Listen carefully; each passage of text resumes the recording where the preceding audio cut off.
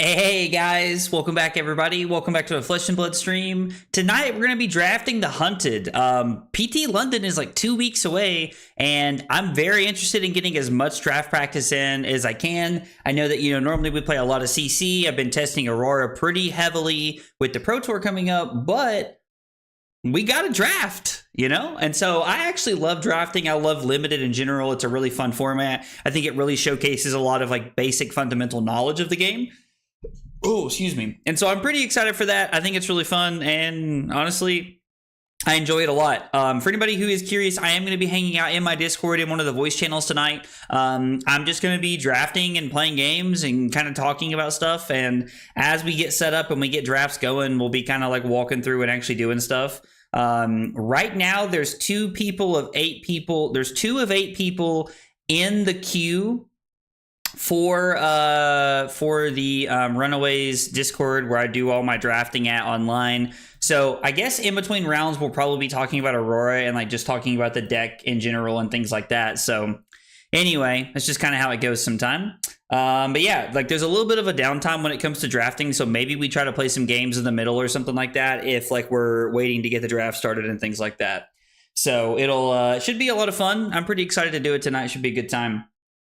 Donald, Joe, Ben, Doubt, Diego, Mekado, Dave, what's up, everybody? Thanks for being here tonight. Appreciate you guys coming and hanging out. Diego, you're more than welcome to join us. I'm going to be in the voice channel doing it, but we're actually drafting inside of the Runaways Discord. It's actually in the Runaways Discord. They have it set up. So right now there's 3 of us in the queue. And I'm just kind of waiting, just kind of like hanging out, waiting on more people to join so that we can get going and stuff like that. So should be good. Yo, Pockets, what's up, dude? What's your draft strategy? I'm gonna be honest, when it comes to draft like strategy, so to speak, it's kind of weird with Flesh and Blood because in Magic I'm all about like trying to find one color that's open and then splashing a power color. But in Flesh and Blood, it's really like class-based, so, you only really get a few options here. The first couple of picks, unless there's like an absolute bomb, I'm a really, really big fan of trying to stay open, trying to take, staying open, like I guess like good generics. Like in this set, there are draconic cards and there are generic cards that kind of leave you open to multiple heroes, across like the drafting set and what's going on. So I'm actually a really big fan of cards like Blaze Headlonger, a great pack one, pick one. Any of the draconic cards like the draconic 1-for-5 is a great chain ender. Hunt the Hunter is something I'll take almost immediately when it pops up. So I don't know, stuff like that. Yes. So Flo, when we get into the drafts and they actually become available, I'm going to be streaming what I actually have going, and what I'm drafting. So you guys will be able to see what I'm picking and when. We'll probably talk about some of the picks that I made, review the decks before we play any of the games, and try to get them all set up so that they're all available that way. So I'm infamous for my yellow Fang. That's an interesting deck. That's an interesting to talk about. I've heard that drafting yellows is like insanely good for Fang, which is shocking. I mean, I could see that. I can actually see that making a lot of sense, like drafting yellows being good inside of Fang. I don't know. Like, I guess drafting yellows in almost anything is a little weird at times, but man, there's only 3 people in the draft queue right now. I'm so surprised because there is I don't know. I'm just a little surprised to see so many people in the draft, so few people in the draft queue. And I know Joe's one of them, but it's like 7 o'clock. This is like prime time when people get home from work and like want to play cards and hang out. So I'm definitely a little surprised. I don't know. I mean, I guess that's true. It is 4 p.m. PST. So like as we get later into the night, it probably gets a little bit better. Like as we get later into the night, people are more interested in like jumping in and stuff like that. So I don't know. We'll see what happens. I do have the Aurora deck pulled up that I've been working on. We can talk about that a little bit, and then we can, I guess just kind of spend some time chatting. Maybe we'll talk about oh, that's not what I wanted. I wanted this one. Wrong one. So while we're waiting on the draft queue to get fired up, we're at 3 of 8. Chan, you can draft excuse me, You can draft in the Runaways Discord. It's completely free to do, and there's instructions on how to do it. It's a lot of fun, and it's a really good way to draft with unknown players and to get a lot of practice in that way. I'm a pretty big fan of like doing the whole thing. Set review for what draft picks you value? That's not bad. I mean, we could definitely talk about that. I don't know that there will be time between now and London for me to create a video. There's a big project that's going live next week at work, so I don't know that there's really going to be time for me to do an entire draft set review and talk about everything, although it is not a bad video idea. Not a bad video idea at all. So when we talk about the deck, and we talk about like, you know, the Aurora deck and like what like I'm thinking and what I want to be playing, I've really come back to my 51 card main deck. I still believe the 7 blues is correct. 3 Current Funnel, 3 Heaven's Claws, and the 1 of Written in the Stars seems like a very, very good mid-range pick. We could be on like a 1 of Sigil of Lightning or something like that, but I think that the 1 of Blue Written in the Stars is really solid because there is always a world where we can actually play Arc Lightning and then play Written in the Stars to kind of like make the whole thing happen there. So there could be some really good options there. I am back to 3 copies of Flicker Wisp. I like this card a lot. I've actually really come around to this card being a lot better than I thought it was originally. The other night, I had Abby telling me that she's playing 3 of this card in the main deck, which is really spicy to me. I don't know how I feel about that, but it has been really good, and I like it a lot. One of the cards of contention that I've kind of went back and forth on that, like, you know, I'm kind of debating right now with Nathaniel is Fry. I actually really like this card. I think it fits really well into the deck. It adds that level of consistency that you need for the deck. So I don't know. I'm a little surprised to see people so like questionable about it, but I really like this card. I think it's really solid and I like it a lot. The other cards that I have changed, I have cut I've cut a 1 of Ninth Blade and added Shock Charmers back into the deck. I'm going to be honest, the Acilio, Verdance, and Kano matchup are probably not anything I'll play day one, but I'm coming prepared. I would rather hit a multitude of things, and I feel like I feel like having a wide array of sideboard options is a very good plan. So I like the idea of having Shock Charmers. I'm also kind of testing Balance of Justice into the mirror over the next few weeks to see how I feel about it. And I don't think we need all 3 poppers. I think having 2 poppers and the Balance of Justice is probably fine. I think that's a perfectly okay place for us to be, just to make sure that everything's looking okay. I have completely cut Scar for Scar from the deck. I know that we were on 2 or 3 scars for a while there, like really helping into like certain aggro matchups, but I've just completely cut it for the deck, trying to make sure that I just have as much consistency across all my matchups as possible. So yeah, this is, I mean, obviously like there's multiple things that could change over the next coming weeks, but we cut the 1 of Lightning, we cut a 1 of Lightning Surge to have a 3rd Written in the Stars. And Joe, to answer your question, yes, I do really like the Fries, especially over the 3rd Lightning Surge. The 2 Lightning Surges are a main deck card, and I don't really like them for like any like tech reasons. Fry is a really good tech card because it gives us that consistency of a lightning starter with Go Again. Aurora's probably locked for London at this point, Joe. Probably. No Serenade and Skizzik. I'm still not sold on Serenade and Skizzik. I don't know. I'm just not sold. I'm not sold on Serenade and Skizzik. I'm just kind of waiting to see what happens. I don't know. Yo, Pocket's in the draft queue too. Let's go, dude. Let's go. You love to see it. You love to see it. I'm actually really excited to draft. I love drafting. It's something I enjoy more than I get to do. I don't know. I'm still pretty low on Ninth Blade sideboard. I'm worried about Prism. That's 100% why I'm doing it. It's 100% why I'm doing it, because I do not want to lose to Prism, and I want to have a lot of those angles short up. Plus, I don't really know what else I would play. I guess you could be on like Vaporize and Shock for Vincent, but I think you don't need it for Vincent as long as you're playing Flicker Wisp, to be honest. It's time to put all that Memphis drafting practice to the test. That's right, Pockets. That's right. New isn't in the run for London. Not personally for me, Florian. They're not in the run for London. It's a really good deck, but Aurora is just where it's at for me. I've played so much of the deck at this point. Hey, Liam, you can, yeah, through the Runaways Discord, you can join the draft queue in the Runaways Discord, man. Why Heaven's Claws instead of other copies of the new blue card? So, Flo, I really like Heaven's Claws because it's a blue 3 block.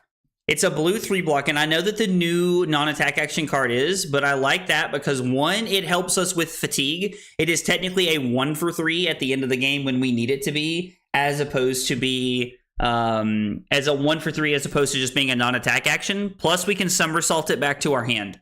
I really like being able to block with Heaven's Claws and like an Arcanic Shockwave and somersault them back. I think there's a lot of value in plays like that, so I'm a pretty big fan of Heaven's Claws over Writ of the Stars. Personally. Oh, Jesus. Hey, Havoc, what's up, dude? How are you, brother? You doing all right tonight, man?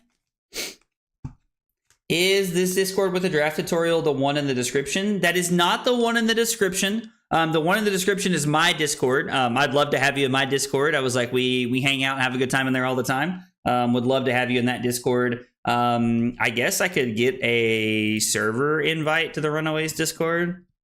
I think they'll let me.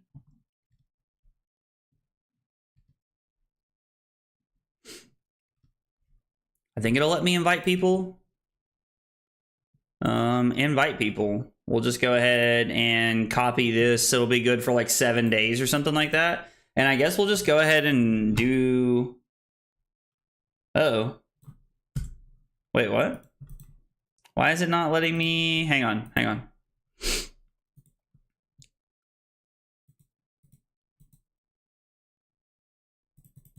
Why is it hidden?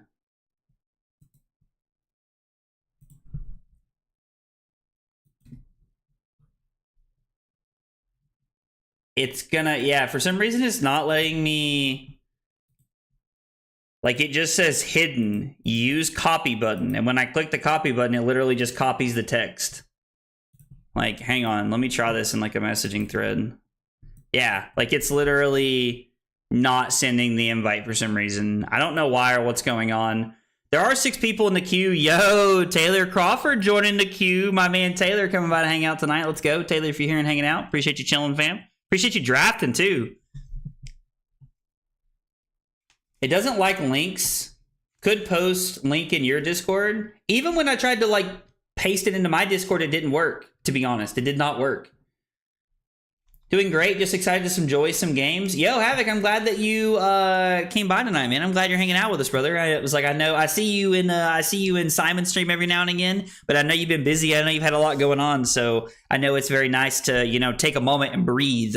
To just try to like relax a little bit sometimes. I get it. I feel like I've been going 150 miles an hour right now with all the things going on in my life. So let's see. Yours worked. Okay. I don't know why. Let's try it now. All right. There is the link to the Runaways Discord. I'm sure they won't mind me inviting everybody to their Discord to hang out and chat and have a good time.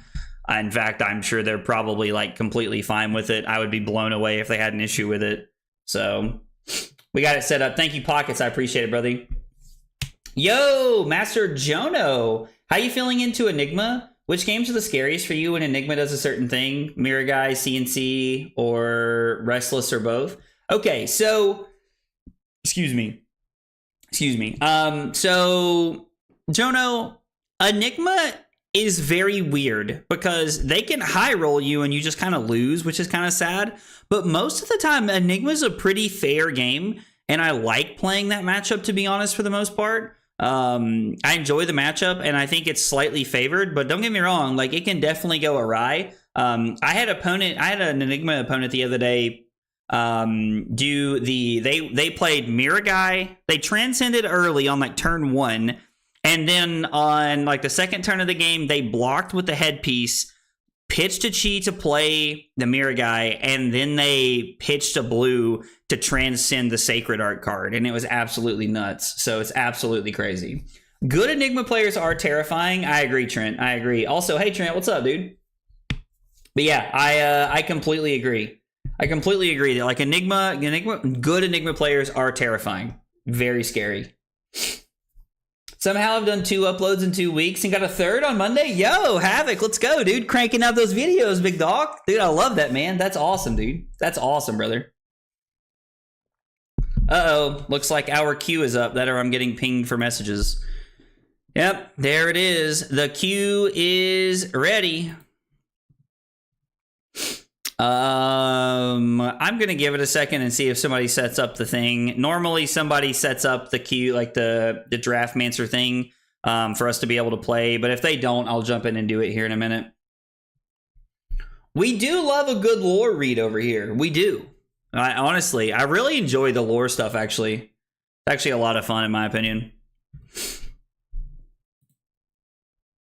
Yeah, normally somebody creates one, but if they don't, I will, yeah, there we go. Somebody already set it up. See, this is why I like to wait a second, because sometimes you get two and it's just awkward and I don't want people, like, I don't know. It's always just kind of weird.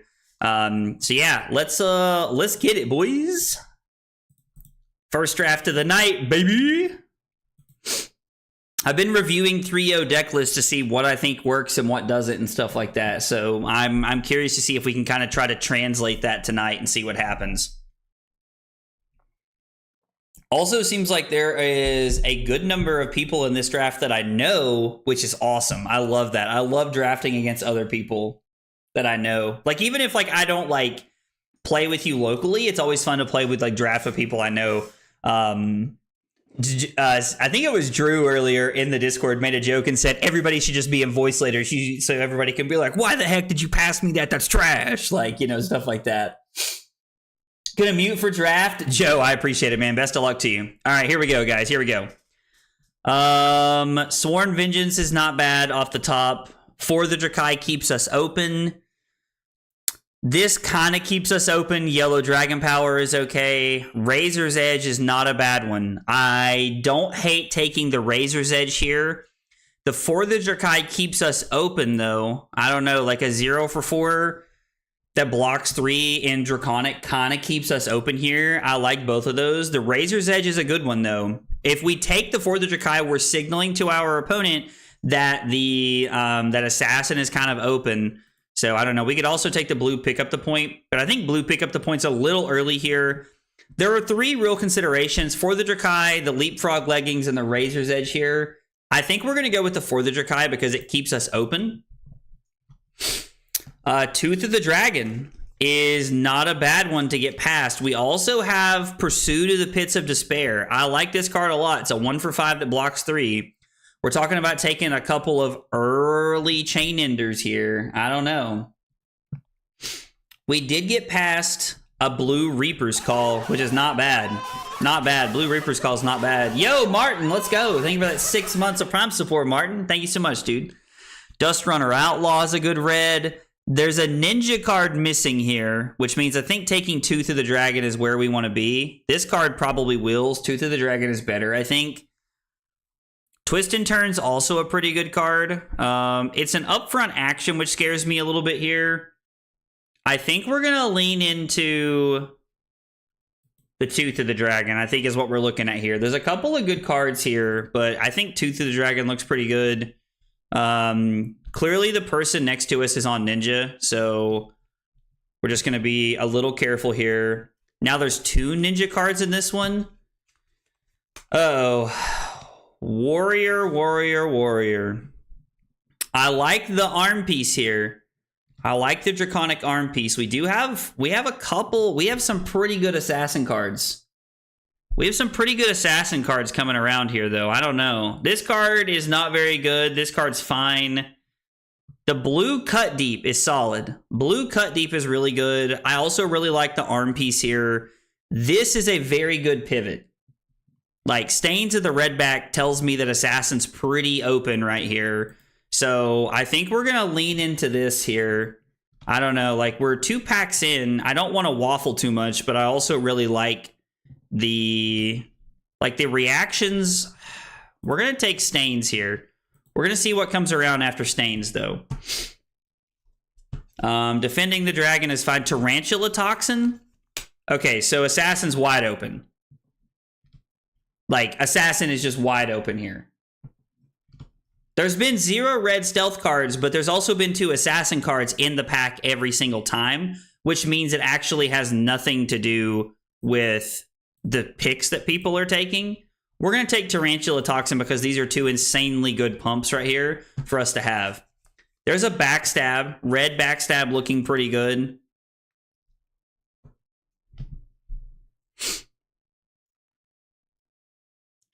It's not bad. At blue, I could see that. I don't know. The backstab feels like an easy pick here because we have 2 red pumps.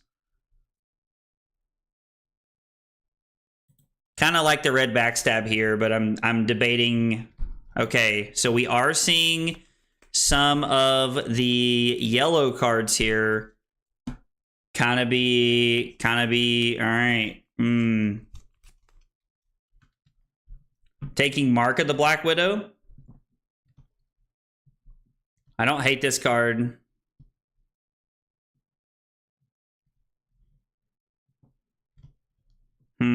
I don't know. I mean, we could swap, like we could pivot to Warrior here. We're still not in a bad spot to pick up Warrior. I think I kind of want the, man, I don't know. This is tough. The pick up the point at red is really good, but the Mark of the Black Widow is a really solid card. And I think I like the Mark of the Black Widow here just because it kind of like puts us into a better spot. Reaper's Call is absolutely amazing. Take a Stab is absolutely amazing. I like both of these cards. I really like the blue tip-off. Mark the Prey is really good. We have multiple good assassin cards here. Well, we have 2 good assassin cards, 3 good assassin cards, and a good generic here. Reaper's Call is not bad.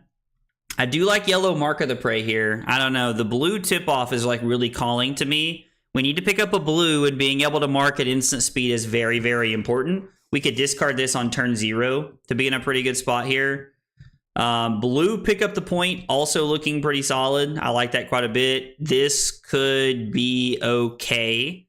The blue cut through could be fine. I think I like the Mark of the Black Widow better here. I think I like the ability to be able to play solid blues that block 3 and still have all the effects that we want. The one concern that I have is that we don't have any equipment so far. That does scare me a little bit here, if I'm being honest. I do not like Exposed. We're either taking the Plunge the Prospect here, which is like just basically a 0 for 4, which I think we kind of need here. It's either Plunge or pick up the point, and I think we're sticking with Plunge.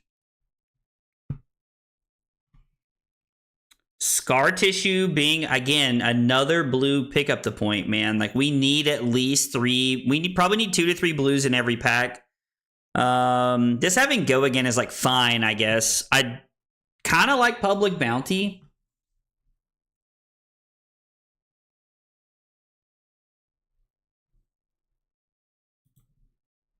We're gonna go with Scar Tissue. I don't know if that's correct or not. Wow, is Ninja this open? Is Ninja really that open?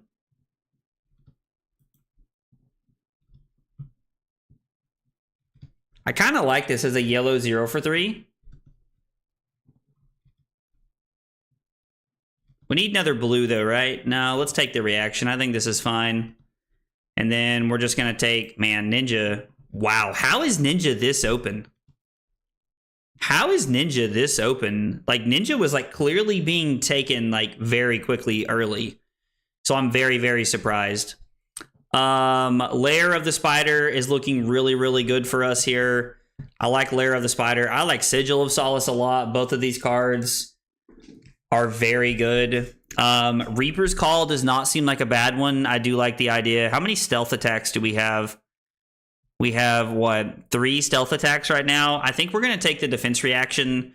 I really like being able to take the defense reaction early. I mean, the red Reaper's Call is not bad. The Incision is pretty good. We have multiple reactions, though.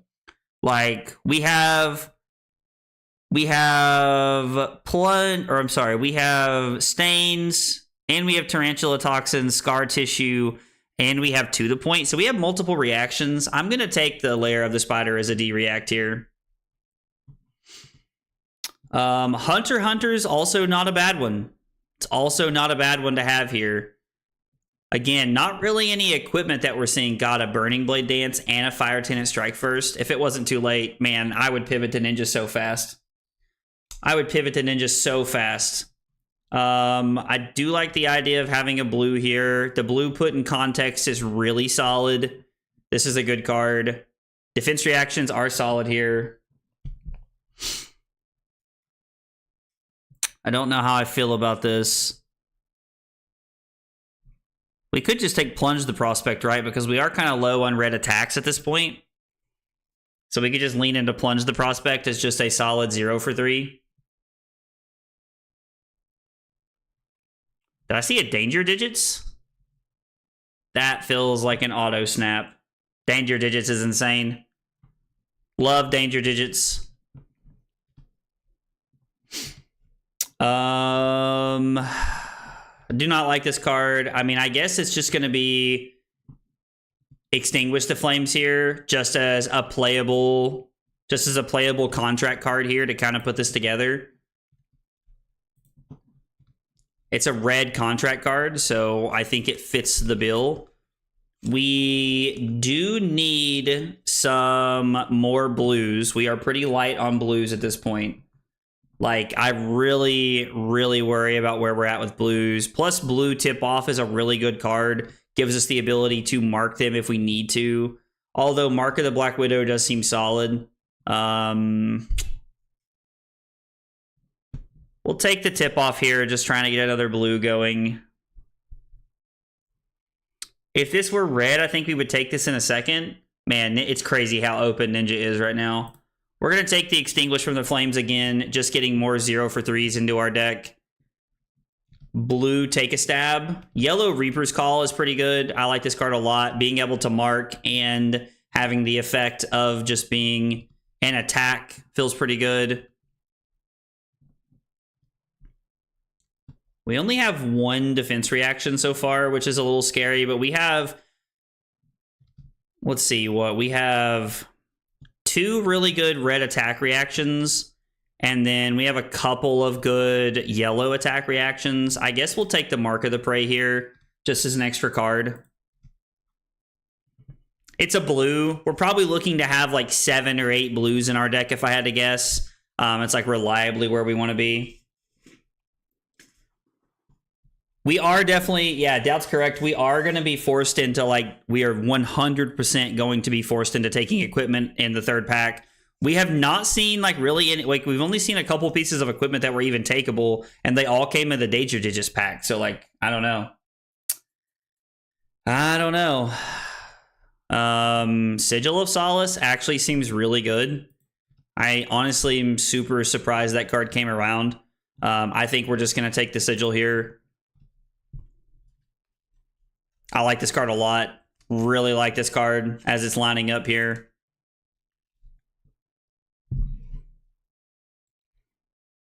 Waiting on some cards to come around to us here.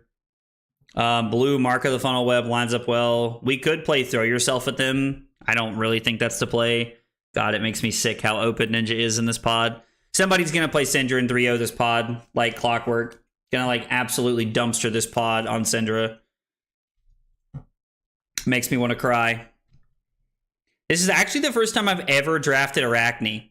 So I'm really curious to see how the deck feels and what we feel like we could take differently. This is Assassin, so we're probably just taking this. I mean, considering it's like the only playable card, and it's a very, very good card for what we're looking for. So now we have a headpiece and an arm piece. Looking solid. I mean, yeah, we'll take the pump here to 0 for 2 that marks. Exact opposite of my weekend draft. I punted my 3-0 last night because the card I kept to pitch to Tarantula was generic and not Assassin. Ooh, that sucks. That sucks. Yeah, Lead Frog was an easy pick there, Dad. I agree. I'm definitely taking Tag the Target here. And then, I mean, it could be a card we want to play. We do not have an equipment piece. Scuttle is not bad. My God, whoever ends up playing Ninja is just gonna have a heyday with this whole draft. Yeah, I mean, there's not much here. Like, we could take the blue Reaper's Call because we're only on 5 blues, but I think we want more red stealth cards here. Yeah, I think we're just leaning into the Scuttle here. I think it's just a good 0 for 3. The gloves are not something I really want to pick up, to be honest. Man, this is a tough decision because I'm stuck between the funnel web and the razor's edge here. Like, we have some good attacks. Like, we've picked up 1, 2, let's see, 1, 2, 3, 4, 5, 6. So we have 6 red attacks that really work. And we have what? 1, 2. We only have 2 good red attack reactions. I mean, not taking the razor's edge feels a little scary here. Like, the razor's edge seems like such a good pump, but I think we need to make sure that we have attacks, and getting card, like pressuring opponents' arsenals feels like just too easy. So I think we're just taking that. Up sticks and run is not a bad card to pick up, especially at blue. This is actually a really good chest. This is a really, really good chest for us to have. The red alert vest feels really clean right here. Let's see. We're currently sitting at 1823, so we need 7 more playable cards. I think we're going to take the chest because that gives us a headpiece, an arm piece, and a chest piece.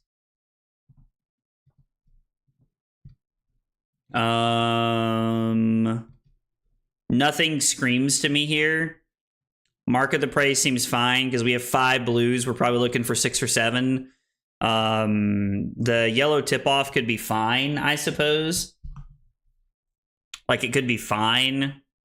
The take a stab is like a consideration, but I think it's just Mark of the Prey here every time. Yeah, I think it's just Mark of the Prey. We could take the red, throw yourself at them, but Incision's another good one, but I really like the Defang the Dragon. Yeah, I think this is fine. Like, just taking another good red. Scuttle is fine. Man, again, look at all of these freaking ninja cards. There's an Art of the Dragon Scale, a blue silver talons. God, we'd be so rewarded. We have a lot of yellows, which kind of concerns me if I'm being honest.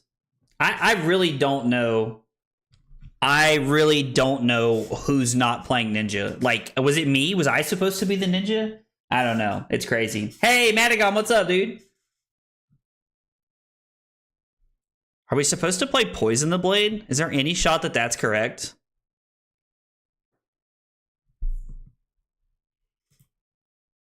I mean, it's a 3-block. Yo, Mark of the Funnel Web right here at red is insane. This is crazy work at pick 7. This is actually crazy work at pick 7. I mean, yeah, we're just going to take this. We've got a couple Mark of the Black Widows, I think. I think they might be blue and yellow. But we have multiple red Mark of the Funnel Webs here that are working for what we need. There is basically nothing in this pack. Do we hate draft Hunt the Hunter? 13 and 8's 21. We're at 27. We need 3 more playable cards. I mean, do we take this just so we have playables? Or are we just taking the Hunt the Hunter as hate? I think we're just hate drafting Hunt the Hunter here. I don't know. Well, now I'm worried we're not going to have playables. We probably are the middle assassin, to be honest. I am also worried that we are the middle assassin. I like tip-off better than I like incision here. Being able to mark and having a 1 for 5 seems like a pretty good place to be. So just kind of like setting up and making sure we have something. Ugh, my God. This card's a 3-block? Well, it's something at least, I guess.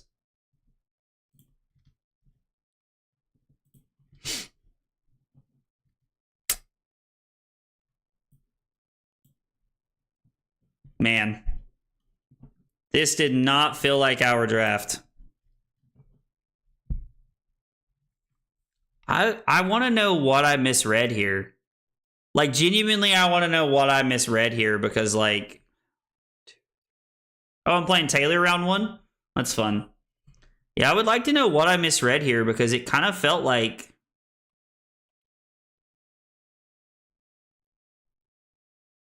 I mean, we have 9 red. We have 9 red. Like, our deck's not bad, I feel like. Like, I feel like our deck's not bad. Hope you get ninja'd round 1. Thanks, man. Thanks, buddy. Let's see. Link only. Hero. What's it called? Web of Deceit's what it's called. Draft 1. No, I'm just going to call it draft 32725.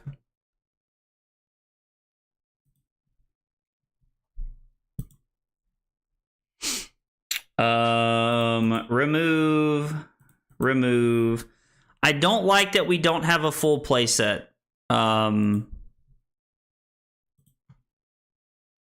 Of armor. I'm not gonna lie, that's like one of my biggest gripes with our deck that I'm looking at so far, if I'm being honest. What are other cards? Because we had like 1 more playable, which means there are just cards in here that do not work with what we're playing. We can't play this, we can't play this, we can't play this or this. So yeah, this should be the exact deck that we want to be playing here. My man said I want to watch Chaos. Dude, I mean, if we had played Ninja, would have been absolutely crazy. Would have been absolutely crazy if we ended up on Ninja. Let's take a look at the deck and see what we don't want to play here. I like keeping all of the cards that are 3 blocks over not keeping cards that are 3 blocks. We have 1, 2, 3, 4, 5, 6, 7 blues. If we cut Poison the Blade, we'll have 6 blues, but we'll have a lot of good yellows. I would rather play yellow Throw Yourself at Them as opposed to blue Poison the Blade, because I think that this just being able to deal damage is very relevant. Like, we can flick a dagger to end the game this way. That and danger digits are a very good way for us to end the game. Making them block this here, I guess, is relevant. I don't know. We're gonna cut the blue Poison the Blade and play it this way. For anybody who does not know, when I draft, I play at least 2 games. I just like to... Let's see if Taylor's set up a game yet. I just like to be able to...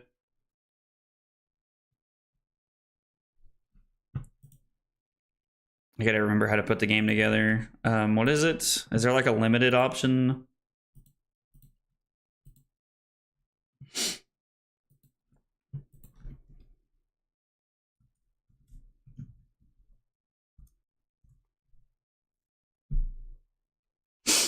Taylor's typing right now. I wonder if he's just going to join the game or not. He did. He just joined. All right, so we're playing against Taylor. Let's go ahead and swap back over here so that everybody can see what's going on. For anybody who does not know, I play at least 2 games of every draft just to see if I would have went 1-1 or not. Just like to... Taylor just said no. What a tool. Taylor's just being a tool. We're not changing anything. We already have our like defangs in or whatever the heck it's called, so...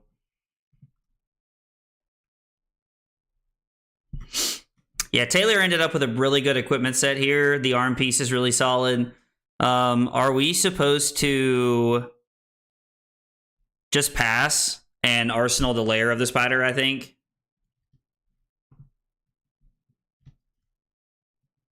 I guess we could always like swing the dagger here.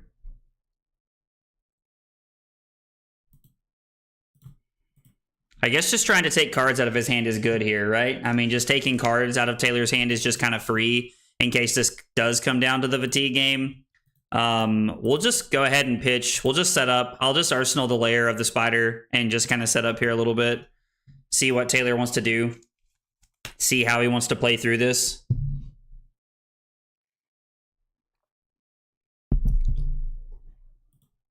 Are we even gonna? I mean, we could have scarred there to force an on-hit, but the question is, are we even going to break this to mark him? I don't think we are. We have the lair of the spider to mark him, so I don't even see a reason to.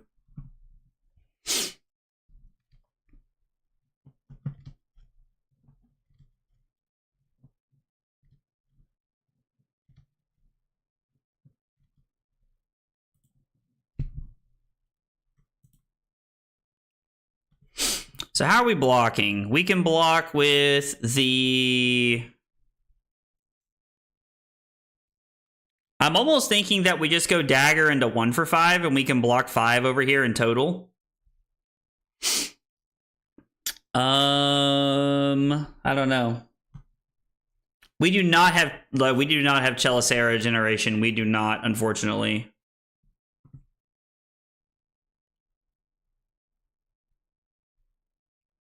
I mean, I guess it's worth 2 points of offense or defense, so we'll just kind of wait and see what Taylor does here. I am not going to move this over, but I am going to leave it available the whole time.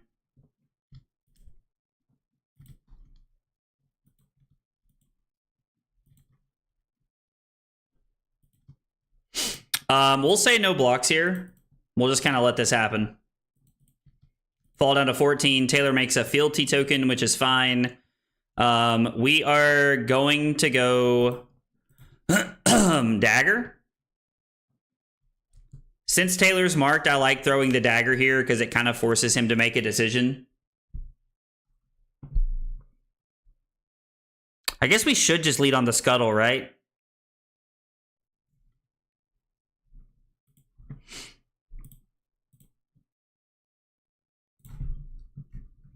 Didn't mean to invite him to chat. Yeah, we should just lead here. Guess I should probably read my cards and see what they do.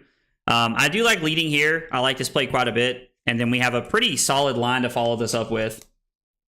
I do think we're supposed to throw the dagger here. It's just going to be after this, right? Smoke out. I was like, yeah, this is red, right? So he does mark us. Takes 1, goes to 18. This generates go again, which doesn't really matter. And then I guess we're going to go dagger 1 for 5. Hey, Drew, what's up, dude? I guess we could have just come over the top there and broke that dagger. I would rather force him to block, I think. I think if Taylor wants to block with something else, I think we're okay with that, right?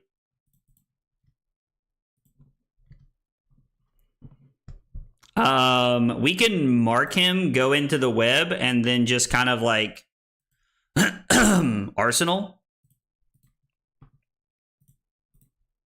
And try to find something pretty good here.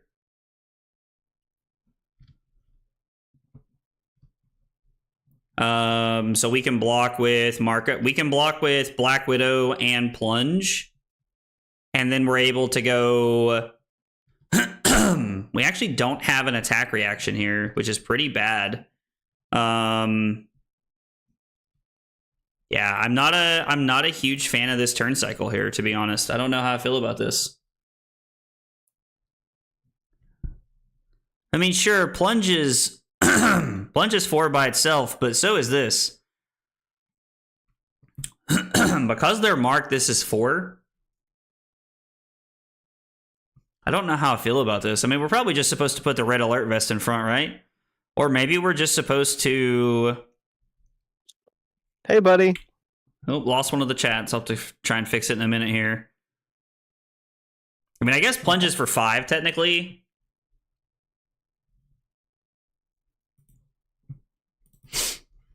We'll see how Taylor wants to play this. No, I'm good with not doing that here. Oh, we're Black Widow? I did not realize that we had Black Widow.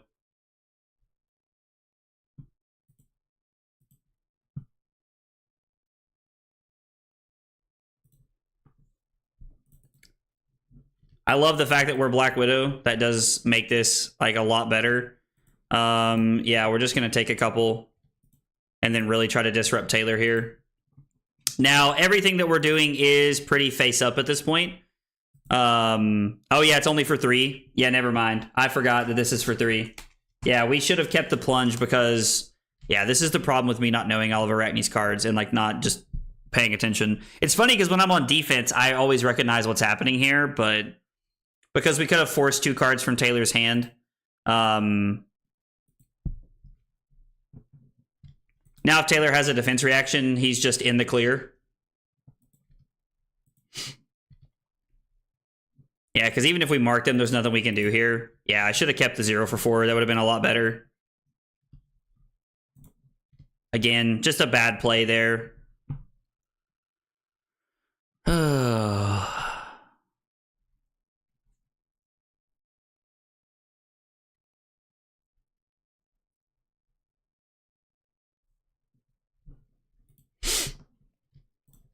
Guess we'll block 3. See how Taylor plays this.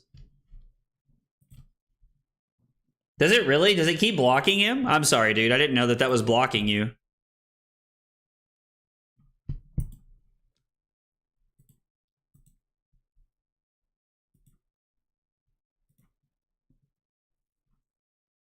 Are we supposed to just block with the toxin here? Because it blocks 3 and this blocks 2. I mean, it feels bad, but I think we're supposed to, right? And then we're just going to go down to 6. Yeah, I've played this very poorly this game.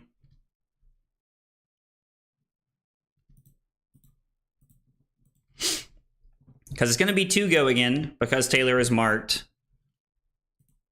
I mean, I guess we'll play it. This is like the most value we're going to get out of this, so we might as well, I feel like.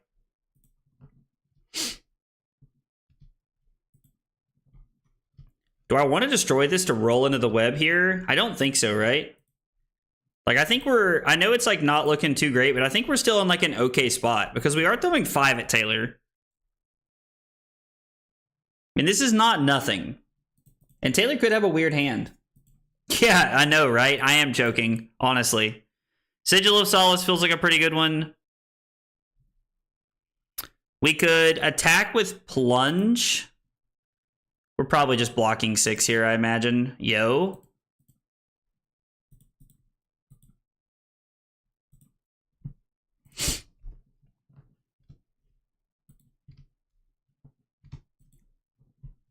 No, I'm good with not doing this, so... Man, I guess we are at 1 now, which is a little scary, but we do have the Sigil here. So we're just going to Arsenal the Sigil and just kind of pass.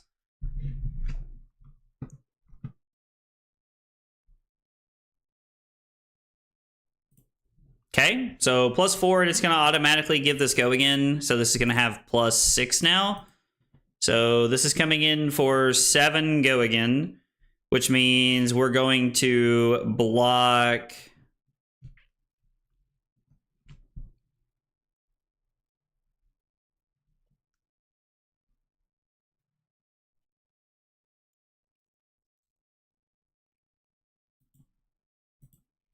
I hate to have to block this way, but I think we have to, right? Okay, so Taylor's going to choose not to give me any value here.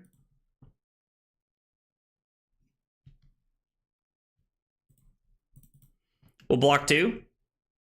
And if Taylor goes for any kind of tricks, we have the Sigil here.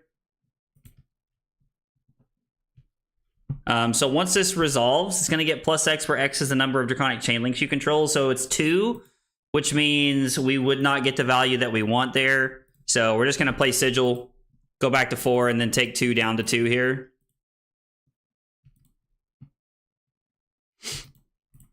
I will destroy the dagger this time. I agree. We have way too many cards that care about our dagger. I completely agree. I don't know. It's kind of weird because like all the pumps, like all the reactions and stuff I was drawing at the beginning were really good.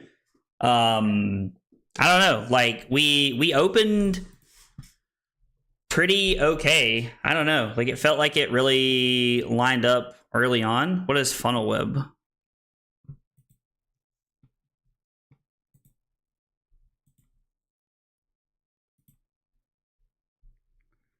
Eight.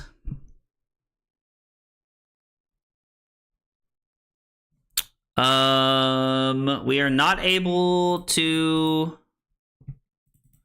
keep the cards we want, so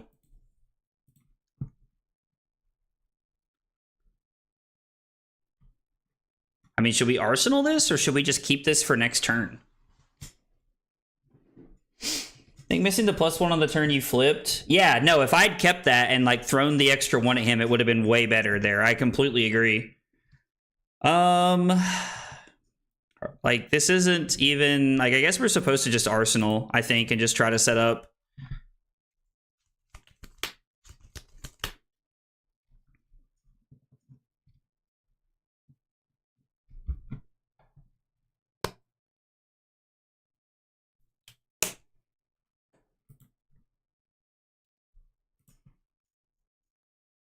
I think we're living in a world where we have to hope he does not have a first reaction here, and we can move this over, right? Or I guess if he has a +3, it goes up to 4, and we can move our arm piece over. So this is going to get +1, so there's no reason to move this over yet, because it's going to be exactly 3.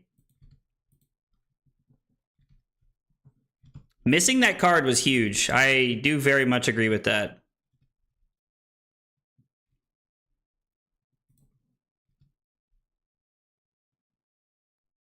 Is there any world that... I think just blocking 5 is just better here, right? And Taylor's probably just thinking, okay. Like, if he can't kill me, he's thinking, okay. +4, so it's going to go up to 6. Which means I take 1 and go to 1. Which means we can save the headpiece here.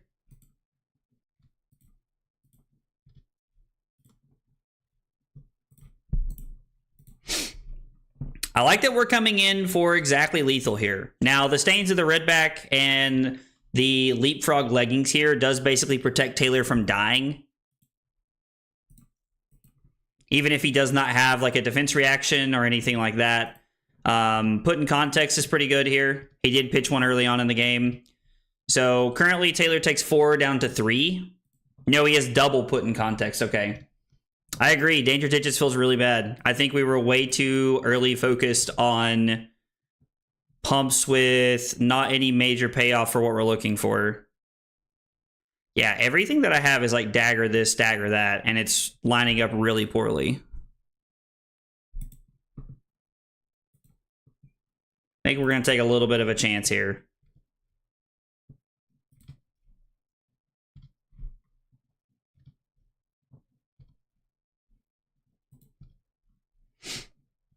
Yeah, I guess we will, because it's dagger gets +1, so we'll stay exactly alive here.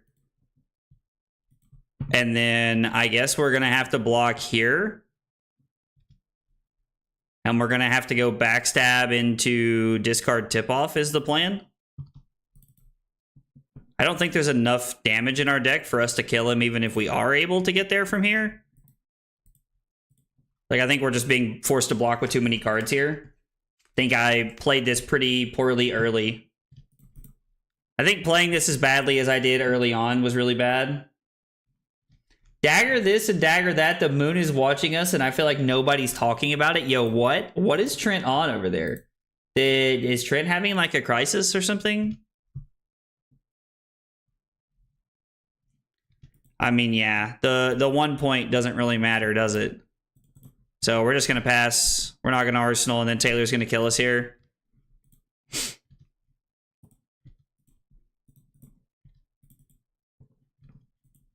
Yep. All right. So the 1 turn, I do think really hurt us. I do think that 1 turn was really bad. It's the Moon Knight meme. All right, man, send it to me, Trent. I don't know. Like,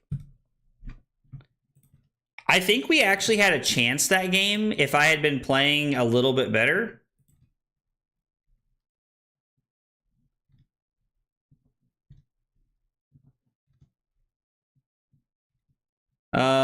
I mean, let's see. We'll just go ahead and put it together. Like, there's probably like a 0-1 that wants to play, I imagine. Normally there is. We'll see if we can't find somebody who wants to play an 0-1 game. But I think I started that very game. I think that the 1 turn was tough. The 0-1 bracket here, just so everybody's aware. I do think that the 1 turn there where I did not throw the scuttle or whatever it was really hurt me. And then I also think that my deck is a little bit too reaction heavy. Hey, it's Liam. Liam, good luck to you, buddy. The draft was mad open. Oh, yeah, it was crazy open for a good Syndra. And honestly, it probably should have been me. I don't know. I don't know if it should have been me or not. I honestly don't know. I really like that we can use the tip-off here. On turn 0. Arachne seemed so open for me when I started.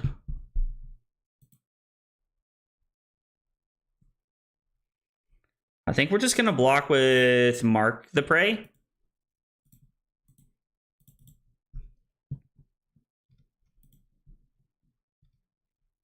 Okay. That kind of sucks. No, because it's not going to be able to cover this up. If we could cover this up, I might consider it, because I don't really want to get marked here. Also, Power Stance is an insanely good turn 0 from Liam.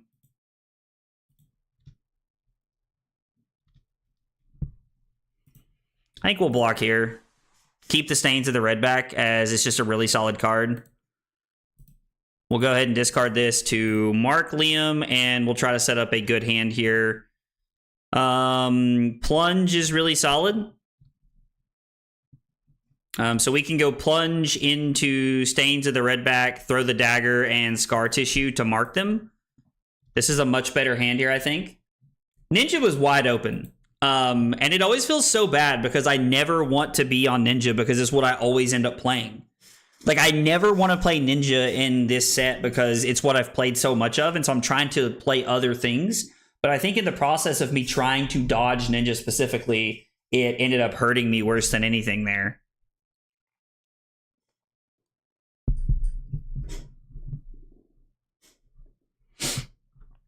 We're going to give this go again just off the Stains. It doesn't really matter how we play this. Like, the Stains gives this go again no matter what. And then it's going to be Dagger.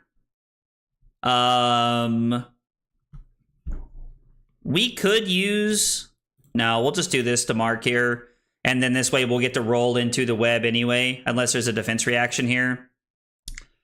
So this marks, we're not going to destroy our dagger here because we want, like, we just want to keep it if we can. We're going to roll the web. Black Widow is a really, really good place to start. We're playing against Fang, so defang the dragon here looking really good.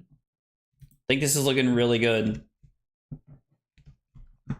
Is Fang the strongest from a draft perspective, like a good Fang draft deck? I mean, I think if you get a good deck, it is insanely strong, yes. Is there any chance we're just blocking with the vest here? So we get to go defang the dragon to start our turn. Into... No, it won't get go again. So it's going to be pitch Black Widow to Huntsman, play to the point, and then it's going to be defang the dragon and discard this. So we have a really good hand here again. I've drafted Fang a couple times, and it's really weird because if you're not... Oh, that feels so bad. Oh, that feels so bad. Playing Fang feels so bad in draft because if you're not like one of the first two Fangs, it feels like your deck is almost unwinnable. Like, it just feels like you can't really win or do anything with your deck. We're just going to say no blocks here.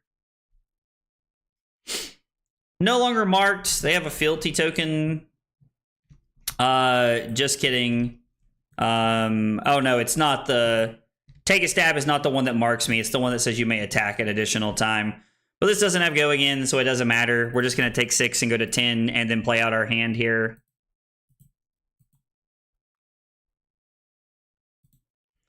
I mean, if they let this hit, we'll probably just Arsenal to the point, right? Like, there's no reason not to.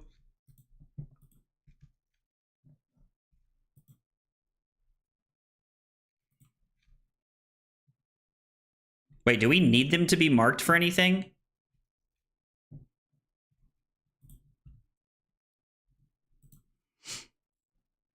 I don't need them to be marked for anything. Oh, just kidding. I do. So we are going to destroy this. We're going to mark them. And then we're going to go defang the dragon. Yeah. Yeah, so the draw effect here is relevant.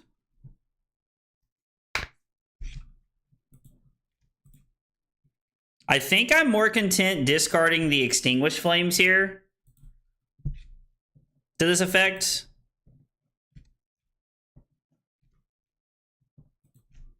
We get a card from their hand. I guess because we were going to draw a card, we should have played this out because our opponent would be at 5 right now. We can just Arsenal the to the point, though, and then keep the Incision in hand because it's the 3 block here.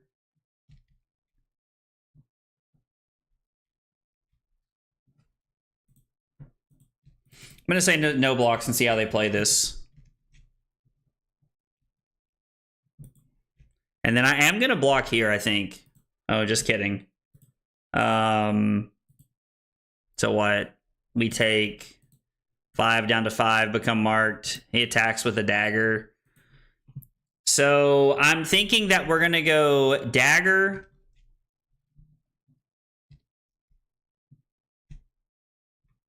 And then we're going to play both of these to mark, break the dagger here.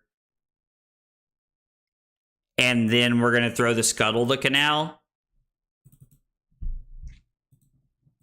I know that this is, again, a world where we're not really getting to use our danger digits very effectively.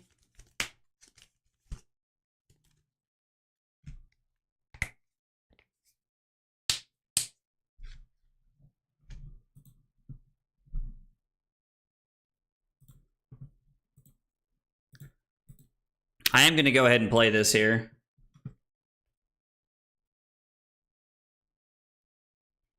There's no guarantee that Scuttle hits, though, right, Doubt? So currently 4 is crashing over the top. This is going to be another game where we are living in a world. Oh, I guess this has go again, so it didn't have to connect, so we could have kept the other 0 for 3. Blocked with the headpiece, I guess. Yeah. Yeah, so it would have been, we would have been able to throw 3 more points this turn. With our opponent at 4 and us threatening lethal right now, that would have been a very relevant play. Yeah, the additional 3 would have really mattered here. And now we're in a really weird boat.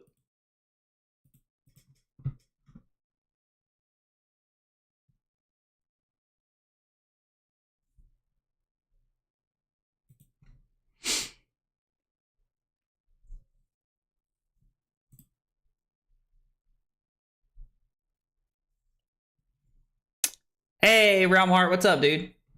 Yeah, I feel like we might be in a bad spot now. Because again, like these target dagger cards like are killing me. So this has been a very good lesson for me tonight. Because like none of our cards even get there.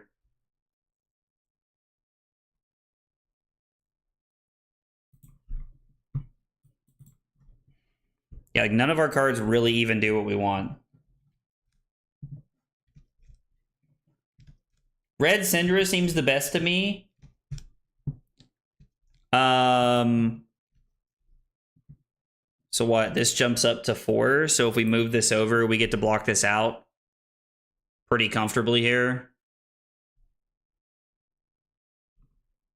It does care about stealth, but it's -3, right? Which means we're never going to be able to come over the top. Because we have to have a 3-power attack in hand to really make that matter, right? I should have kept the red there, I think, actually. Or I should have kept the yellow because I could have made that for 3 because of our hero text.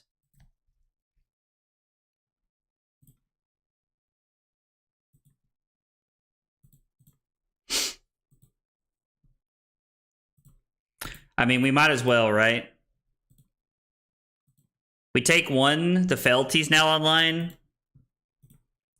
And then I think they have to, I think we get at least 1 card here because I think Liam has to respect what we could do here. Red Syndra is what I'm playing at the next ProQuest, but it seems like everyone knows how to play against her now. I mean, yeah, I think that Redline, like, if you're talking about, like, from a CC standpoint, I think that Redline Syndra is, like, everybody very much so understands what's going on now.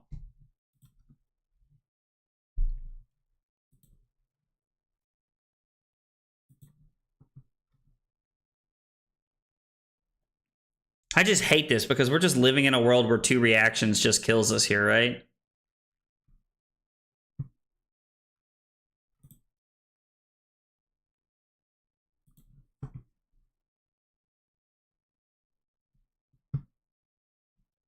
I think we have to take a little bit of a chance here.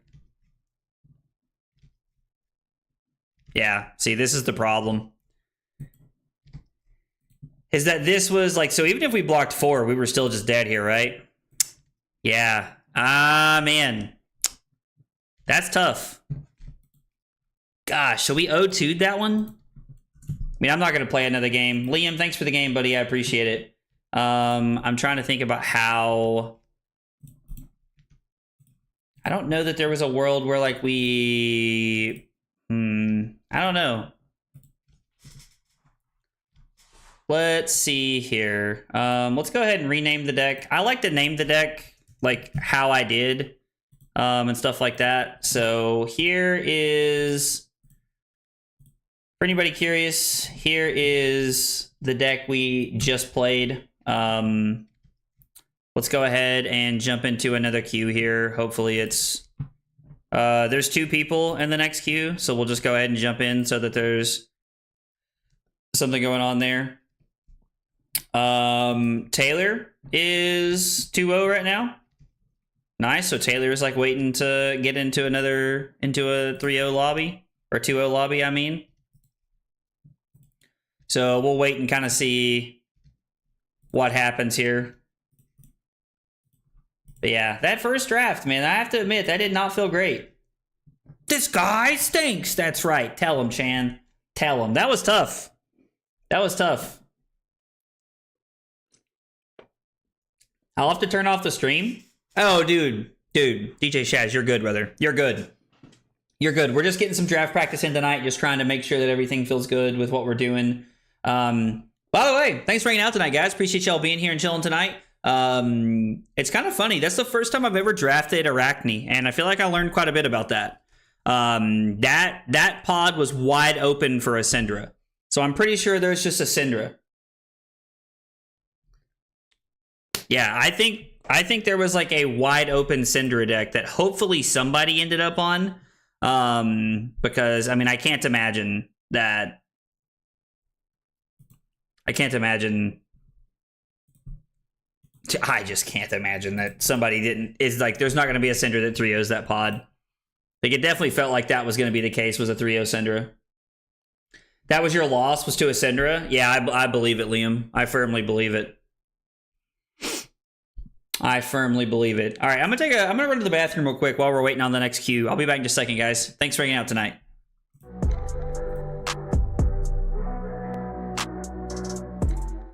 Kyle requested 5 subs of water.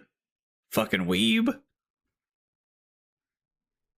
It was not water.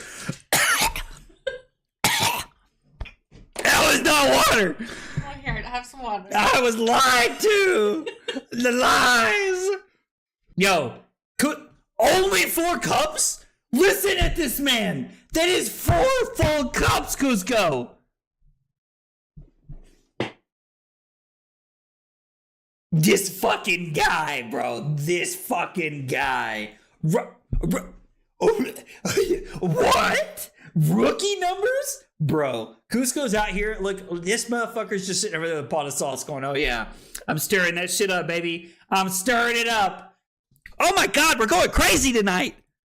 This is as close as I'm ever going to get to going Super Saiyan right now. So I just need you all to know how, like, back-to-back Command and Conquer pummel turns in back-to-back games.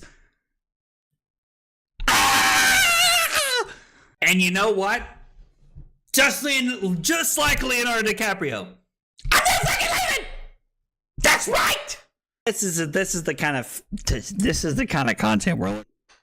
All right, short break, and we're back. Let's see how the queue's going while we've been gone. We're up to 4 now. We're up to 4. All right. Guys, if anybody wants to draft, we are in the Runaways Discord drafting tonight. Just big chilling and hanging out, trying to get some reps in. If you guys would like to draft and hang out, jump in. It'll be fun. It's been a good time so far. I don't know. I'm very skeptical of like playing a CC game while we're waiting. You know what we're going to do in the middle? We're going to play Blitz. I have not played Blitz in a really, really long time. But we're going to play Blitz in the middle of games. I don't ever do it, so I guess we'll play Comp Blitz. I don't know. We'll see what happens. I don't ever play Blitz for any reason, but seems like it'll be a good way to like pass the time while we're waiting on lobbies to get started and stuff like that. So, all right, we're playing against Fi. Good luck and have fun. Can you play Art of War in this format? I don't think so. I don't even think you can play Art of War, right? Melody Blitz. Sigils seems like a good play. I guess Crown? I don't know if they can even draw cards in this format. I don't know. We'll just play Crown and see what happens. Yo, this hand is wild. Is there any chance we're putting both of them into play? No, right?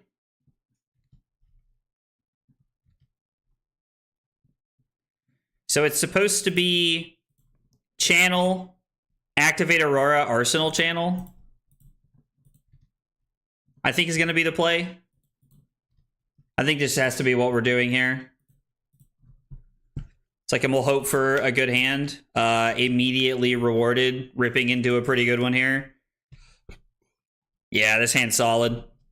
Because we can go Skizzik for 4-go again, Serenade, or pitch Somersault to Skizzik, pitch it to Starfall, Serenade Skizzik 4-go again, Static Shock, and just try to go ham here. Yo, the Twitch chat is just cutting out like crazy tonight. Guys, if y'all are saying something in Twitch chat and I miss it, I apologize. Chat's all over the place tonight. No blocks. What a dub. Them going 5-go again feels like a major win here. I mean, why not? We're about to just like go Super Saiyan. We've lost both chats. Yeah, the stream didn't cut out, did it? That would be a disaster.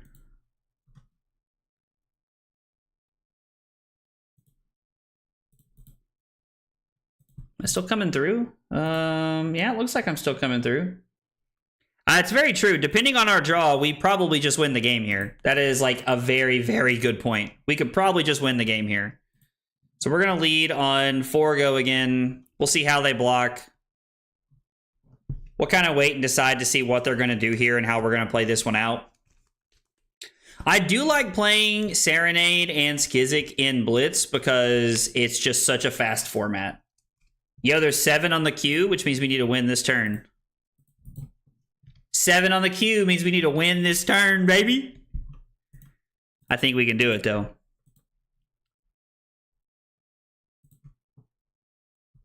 On God, I think we... Well, maybe not this turn. But we can win next turn for sure, I think. Or we're going to lose really fast. It doesn't really matter. Yo, we got 8 in the queue now, which means I need my opponent to pick up the freaking pace. DJ Shaz, good luck in the draft, brother. Good luck in the draft. Oh, you were playing the Mark New? When did we play, Jay? Good game though, man, for sure.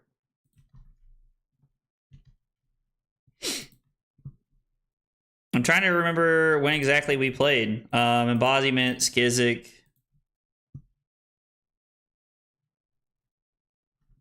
Come on.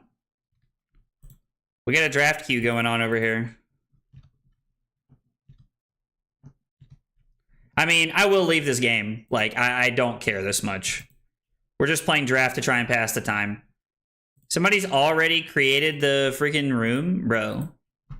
We're gonna try and get through the rest of this turn here.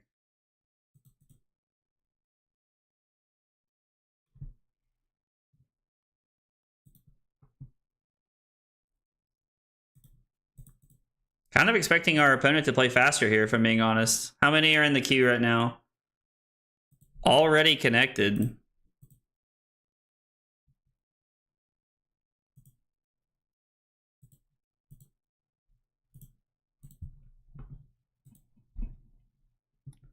Let's see if they block or not. Genuinely curious to see how they play this one out. I mean, okay.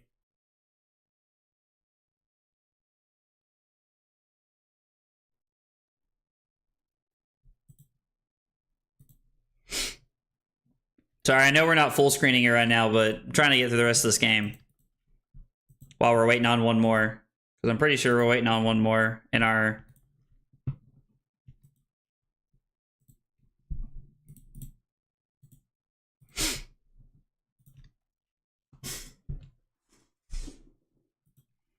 Drawing Sigil here is absolutely insane.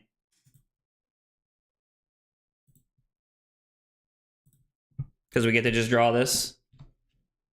Yeah, Chan, I'm happy to explain Somersault. So Somersault says that you can put cards back into your hand, which is very powerful for a multitude of reasons, to be honest. It's basically either a 0 for 4 with Go Again when you're playing offense. Like, it's another 0 for 4. We're still missing somebody. It's a 0 for 4 with Go Again when you're playing offense. Or it is a 1 card 6 when you're blocking, because if you block with 2/3 blocks, I think we just need to play this here, right? If you play 2/3 blocks, you can somersault them both back to your hand defensively, so it's a really good way to block 5 or 6 and really only lose to somersault. Ew.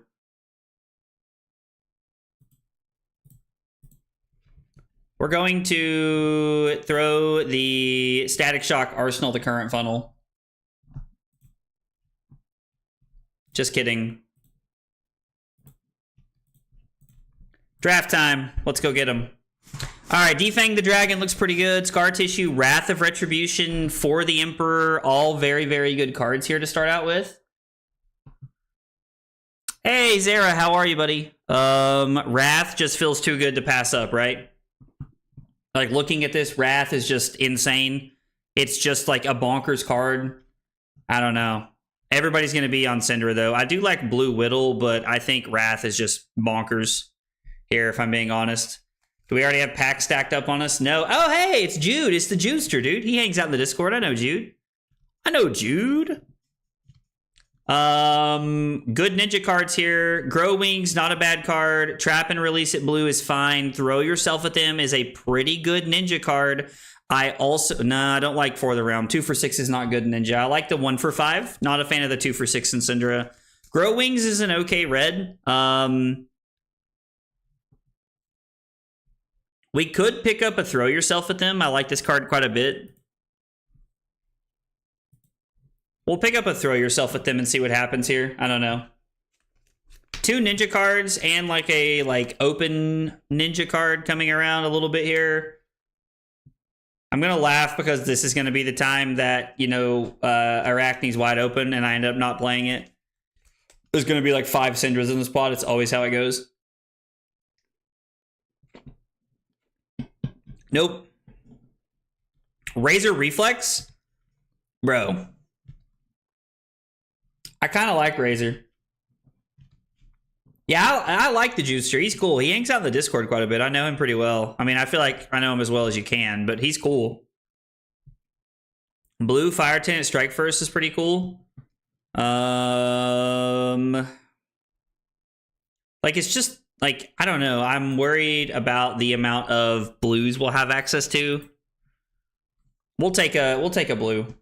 We'll take a blue here. I think taking a blue is fine to stay open. Or like to, not really to stay open, but to keep ourselves like safe. I do not like Blood Drop. I don't like Blood Drop or the 2 for 3. I don't like any of those cards, to be honest.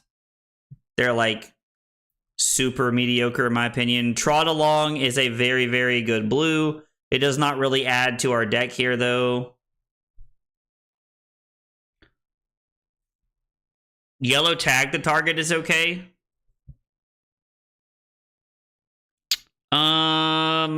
Blue Grow Wings is pretty good.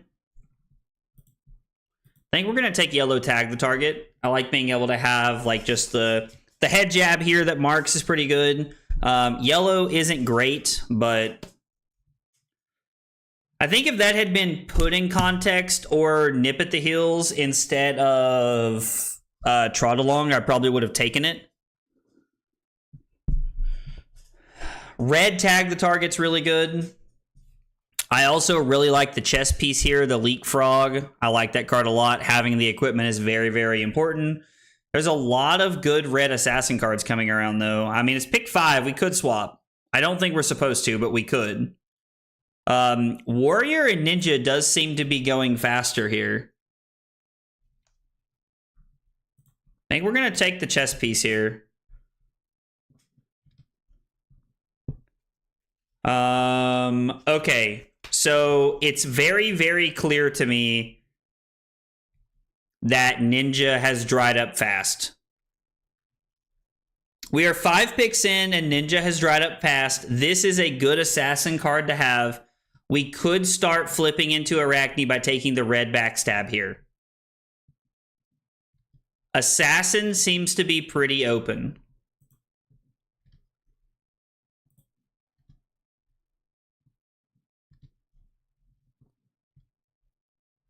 I continue to think after looking at this that Assassin is open. Another red backstab could be good. Pick up the point is a good assassin card because it allows us to retrieve a dagger, which was one of the problems we ran into last time. But I do like the idea of having another backstab. Red tip off is fine. Reaper's Call. Let's take the... I'm going to take the pick up the point. We didn't have enough recursion last time. Razor's Edge is a good one to pick up here. I feel like getting a red Razor's Edge right here is really solid. I feel like we made a really good decision to pivot. Yellow up 6 and run or defang the dragon. We could also go with the Reaper's Call here. Yellow Reaper's Call is not bad. We're going to take the defang the dragon.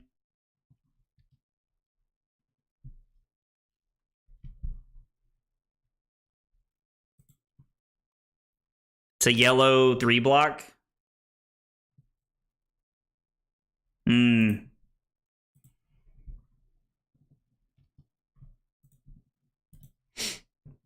It's going to be an interesting... This is going to be an interesting draft. Surely not as weird as the last draft, but we already have 2 pick up the points, which I like a lot. And we have 2 red... We have 2 red stealth cards in the first pack. So 2 red stealth cards in the first pack, which means we need to pick up about 3 of each of them. We're going to try and take red stealth cards as high as we can here because we really ran into... I feel like we really ran into some...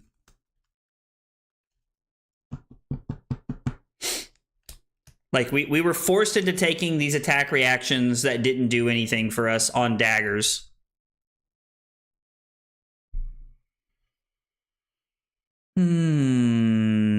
Danger digits.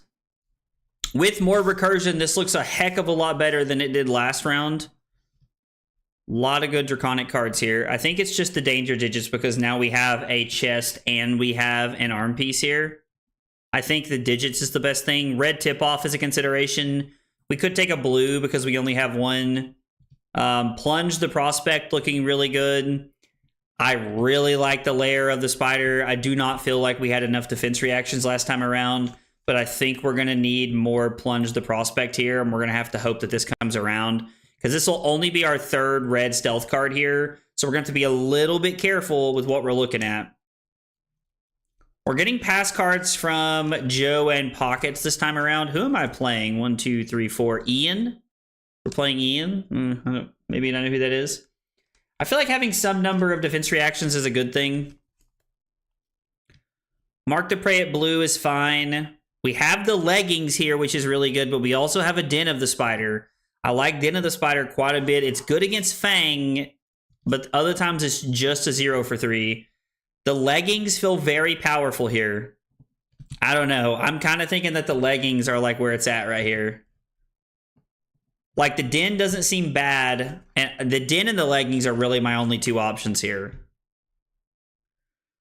Man, so right now, Jude is having a heyday with all the ninja cards he's getting past.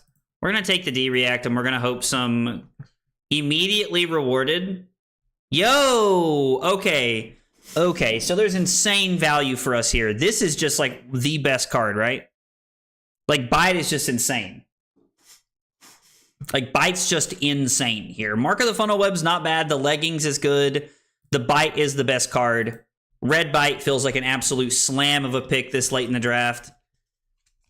Blue put in context is not a bad way to go. I do like the yellow stains of the red back.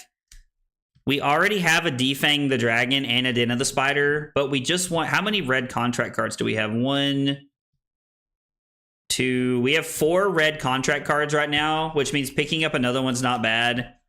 I don't know. We could take a yellow Bite here.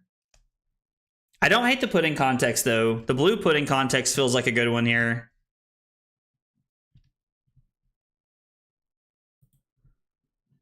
We'll take blues in a minute.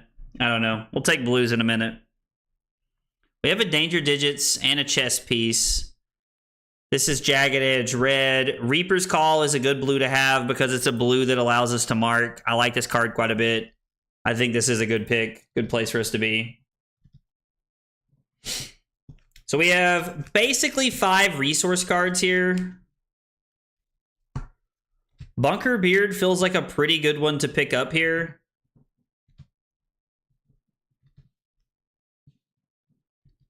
Mark the Praise, also not a bad blue. I think we're going to take the Bunker Beard here, and we'll see what else comes around. This deck feels like it's coming together a lot better than our last one did. I think we made a very, very good pivot into Assassin this time around.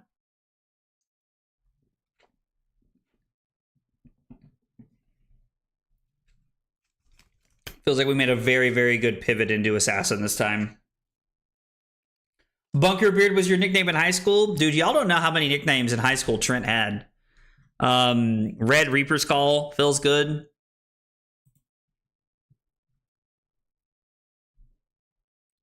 I think we're looking at Pick Up the Point as another piece of recursion here. We could go Yellow Plunge, because Yellow Plunge is a 0 for 4 when they're marked.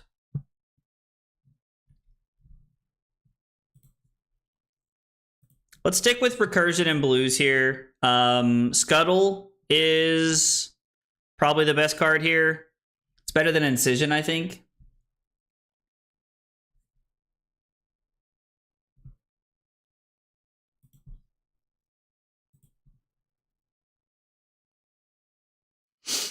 Okay. I don't like any of these.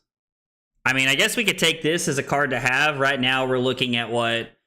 13, 17 playable cards. I think we're just going to take this as a hate draft pick. Yo, what? Okay. I think we need reactions, right? Like, I think we need some number of reactions. We don't have any of them. Jagged Edge is just going into the sideboard. Why is it not showing me the Jagged Edge here? Extinguished Flames is looking good. Put in Context is a solid blue. Good defense reaction. We only have 3 blues right now. 1, 2, 3, 4, 5. We have 7. We have 7 red stealth cards. Yeah, I mean, Arachne's feeling really good right now. Arachne's looking pretty good. We have a bunch of resource cards, though, in yellow, right? So, I mean, Reaper's Call doesn't seem bad here. We have 2 Defang the Dragon. I guess we can take an Extinguish. I guess I would rather have... This feels like a better card than Reaper's Call, right?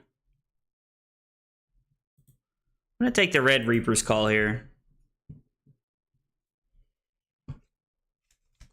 The Leggings is what we need. This is perfect. I really like the Hunted here, but I think that the Leggings is really where we want to be because it gives us a full suite here. Because now we have the Bunker Beard, this is the chess piece, and then Danger Digits, and then we have the Leggings. Yeah, this is perfect. Red Backstab feels really good. Red Scuttle is really good. Red Whittle from the Bone. I like Whittle from the Bone a lot here because it gives us some other dagger outs here to try and get more dagger stuff going. I like this a lot here. Whittle from the Bone feels like a better one here, although I do like the idea of having Go Again. I think the rare trying to get the Chelicera going is good. Nip at the Heels or Incision.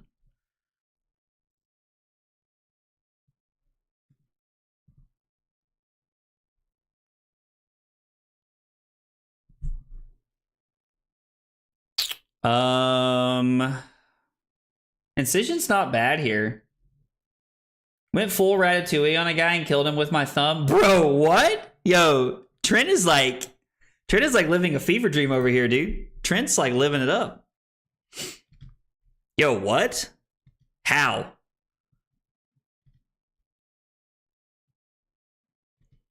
For a defense reaction, which we do have one of. We have a one of defense reaction in Din right now. I think this is actually insane. Getting Sound the Alarm this late feels kind of crazy. Trot Along feels pretty good. We only have 4 blues. Scuttle the Canal, I think feels pretty good here. But I think I like the Hunted or Hunter here, having another defense reaction. Feel like this lines up pretty well. Red Backstab looking really clean. Let's see. 1, 2, 3, 4, 5, 6, 7, 8. That gives us 9. Gives us a 9th red. Blue up sticks and run feels crazy. I would slam the blue up sticks and run. We are only on 5 blues, but we also have 5 yellows. And I feel like yellows do a lot of the times in this format replace what we're looking for. I mean, a blue 3-block feels fine. We could take the Extinguished Flames here, but I don't think we need it, right? Like, I think this is fine. Taking the Incision here. Yeah, I think that's fine. Are we hate drafting something? Yes. Because there's nothing we want here. Oh yeah, we did not take the Extinguish earlier. So that Extinguish came all the way back around. Interesting.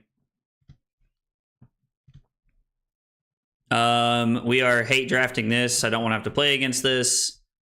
Blue Mark of the Funnel Web seems good. Seems like a pretty good late game pickup here. Take a Stab is playable if we need something. And this is just like sideboard fodder.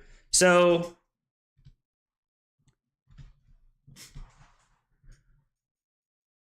yo, we didn't end up with enough playables. Did we actually not end up with enough playables?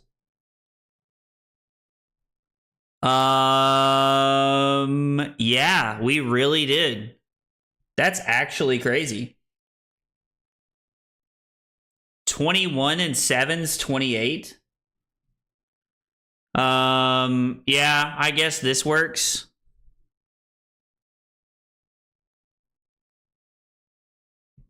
Huh, interesting. I do feel a lot better about this draft than I did the last one. We are going to play Arachne again. Draft 3, 27, 25.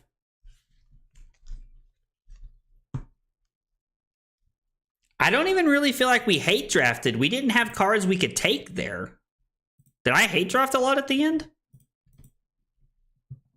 Like, at this point, y'all got me questioning if I was actually hate drafting at the end. I don't feel like I was, but I mean, sometimes, yeah, like sometimes I do hate draft.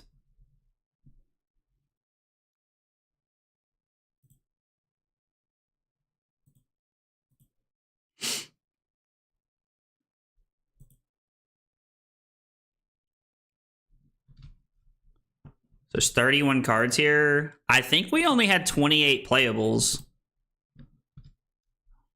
hoping I'm wrong. Maybe we had 29 playables.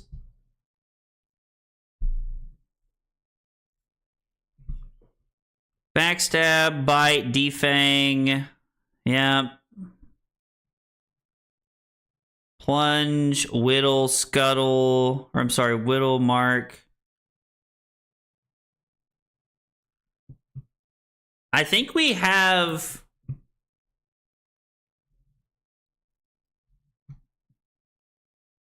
I think we have 29. I think we're just missing one slot. Did I miscount? I mean, let's just look. Assassin, assassin, assassin, assassin, assassin. I'm just reading the bottom of the cards at this point to make sure they say assassin on them at some point, or generic.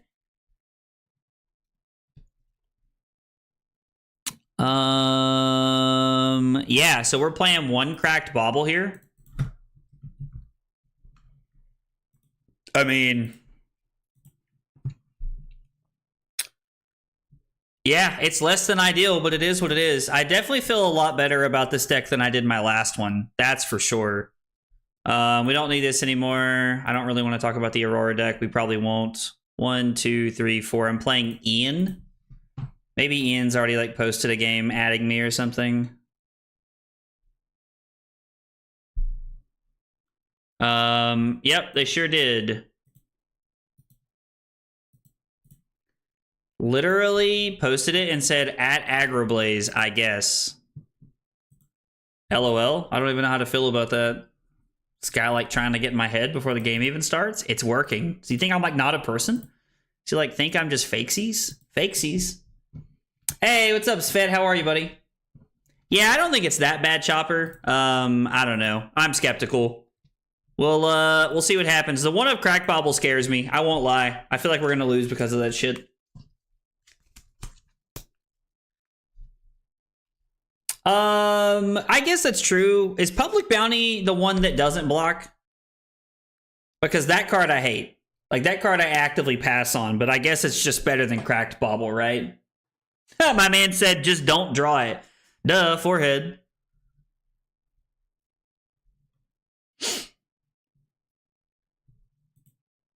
I mean, I think we're just going to go Dagger Dagger into Sound the Alarm.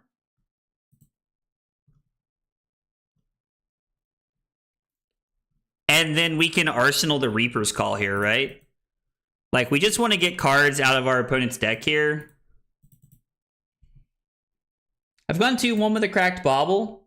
Okay, Public Bounty's the one that does block. Out is the one that doesn't block.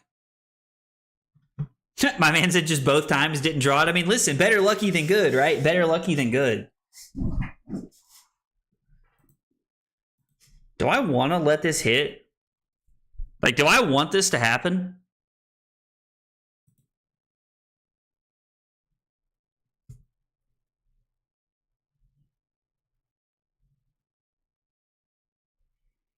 I mean, we might as well, right? No, I actually think that's wrong. I think we're not supposed to. Because of the Sound the Alarm, I think we're not going to.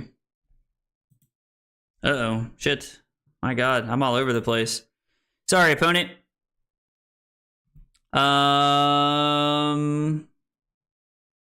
Yeah, we'll just get a Den of the Spider and put it on top. Like, I don't even care if they know it's there. It doesn't really matter, right? So they blocked with a Stabbing Pain. They had a Stabbing Pain, a Hunt the Killer, and a Sworn Vengeance. So they have a red Sworn Vengeance in hand. And I don't think we're going to discard here. I think we're just going to keep this, right? Like, I don't think we need... We could, like, flip into the Void here. But I think we're better off to just keep a 0 for 3 for next turn, especially after we mark them. So I think this is going to be okay.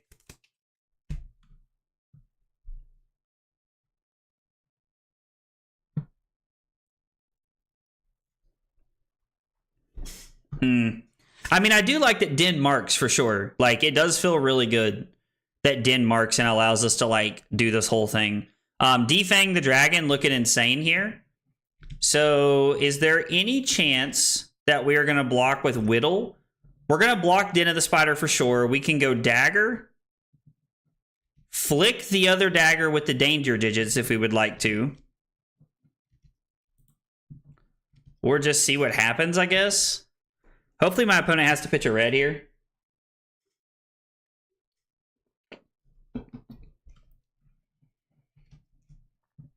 Okay.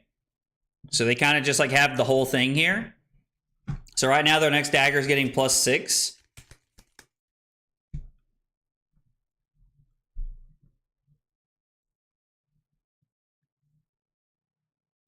Okay, so they are pitching a red. Now the question is, do we want to block with this? We can block here, and then I can throw Mark of the Huntsman. With them being marked, this comes in for 2. And then... I mean, I think we're just supposed to block with Whittle here, right? Like, there's no reason.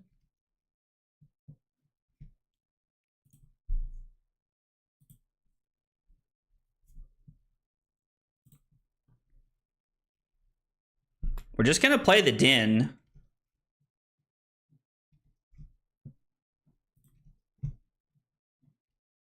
Like, they know we have it. There's no reason not to play it. I don't think we're supposed to keep that.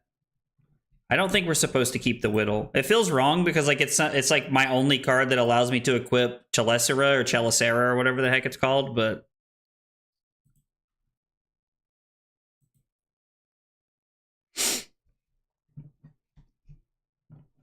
We do not. That is the only Chelicera card, which makes me a little skeptical of this line.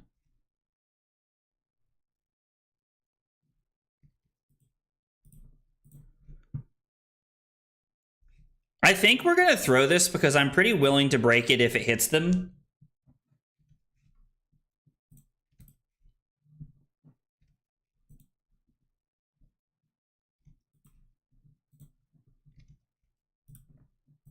And then coming in for 4 feels really clean right here because it's forcing them into making a decision. I mean, Defang is good, but they're just going to give a card and like heart, right? At least that's probably what I would do if I were them, just kind of hoping the reaction's not there. Now, they don't know that we don't have it, but... I mean, I guess that's true. If they block this out, we flip, which is pretty solid.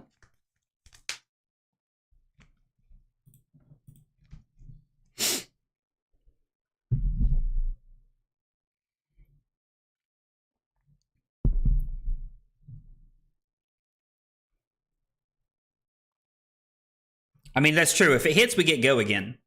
And then we're just going to throw the Reaper's Call, because why not? Like, it's just extra value. Yep. No reason to really do anything here. We will flip into the Void. It is Funnel Web. If it's Stealth, when this hits a hero... Oh, it's the Arsenal one. Okay. So, pick up the point, pay... Attack with the Reaper's Call from Arsenal. Stains of the Redback.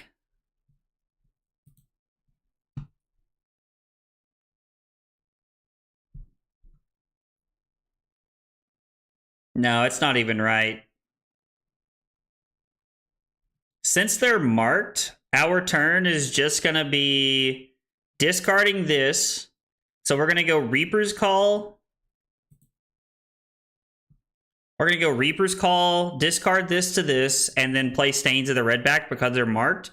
And then we can Arsenal the other Reaper's Call. Or I guess we could, like, remark them if we wanted to here.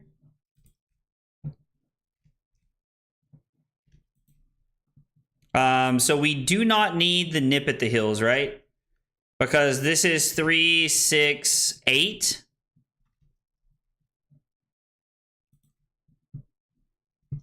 Which is, like, actually crazy work. I hate blocking with the Nip at the Hills, but...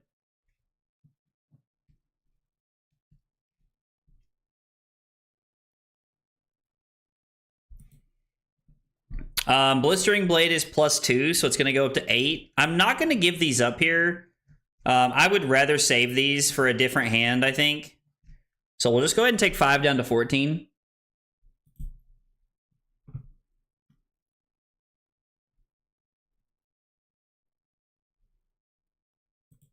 I mean, it's just going to give it +1.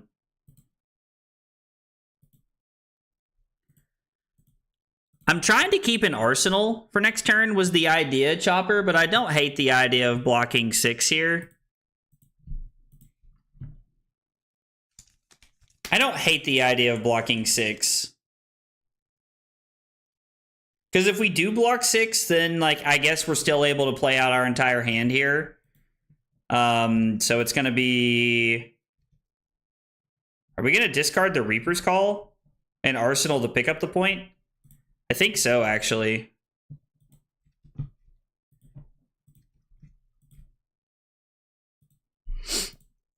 We get a card out of our Arsenal, put them down to 9, and then we get to Arsenal to pick up the point.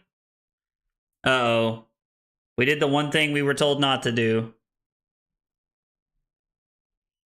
So we get to go pick up the point, retrieve, danger digits a dagger, mark them, pick up the point, retrieve, and then it's Mark of the Funnel Web, and then Razor's Edge.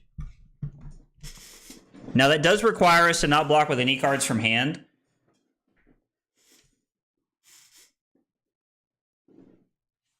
I told you not to draw it.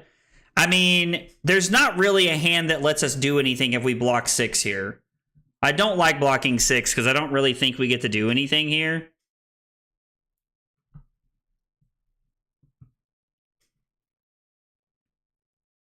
We could activate Bunker Beard as a reaction to block with pick up the point. Go pick up the point, retrieve a dagger, flick the other dagger, Mark of the Funnel Web, Razor's Edge. I don't know. I mean, this is not a bad hand. I think we're just saying no blocks here, and we can use our equipment to bail us out if we have to. But otherwise, I'm willing to go pretty low here, I think. Crack a fealty token. Starting point gives this go again. I'm not going to add these because I don't see a reason to. I'm actually okay just going to 8 here.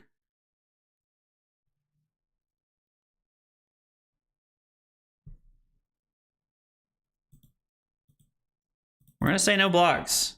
I don't know. So we're going to go to 7.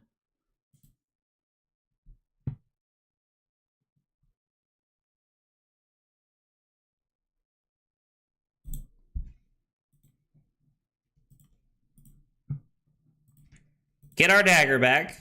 I do like our hand quite a bit here. Yo, Brad, what's up, dude? Yeah, he had absolutely nothing. We had nothing. It was weird. It was weird. He did in fact have nothing. Brad, you doing okay, buddy? We're just going to go ahead and use the danger digits here. We are going to mark them. I mean, I guess it doesn't matter, right? Either way.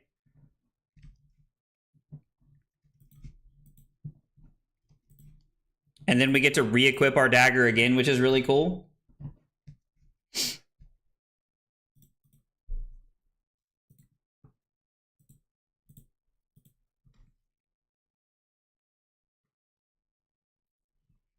I mean, if they just say no blocks, we're just going to go for the win, right? I mean, I know they weren't marked, but I don't think we really had an option, right? Like, we didn't really have a choice there with what we wanted to do, right, Doubt? Like, we just... I mean, I guess we could have left the yellow in Arsenal for Bunker Beard. Would have been okay, but I like the fact that they're a 5 with only 3 cards in hand. Like, they have to think about this. Hey, Brad, what's up, dude? My new PC is actually sitting in the corner over here waiting to be unboxed. It came in last night. I have not had a chance to set it up. For anybody who does not know, I did just get a new PC. I'm going to be setting it up this weekend. This is the last stream on the original PC. So we are just going to play it. It's going to put them down to 1.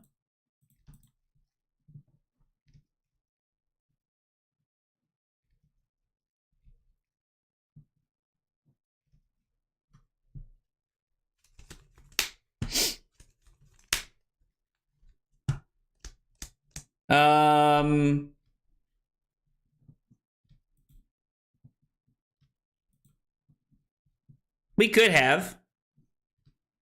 So if I block 3 and take 3, go to 4, I get to go dagger, pitching the Mark of the Funnel Web, and then defang the dragon and discard the Reaper's Call for +1. Congrats for the new machine. Thanks, Fed. I appreciate it. Dude, Carly's got her own PC. Are you kidding me, bro? Carly's got her own PC. She's had her own one for years, dude. For years.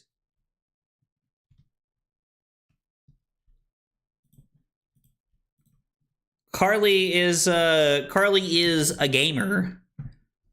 Brad, how's your PC treating you, man? Are you still loving it, dude?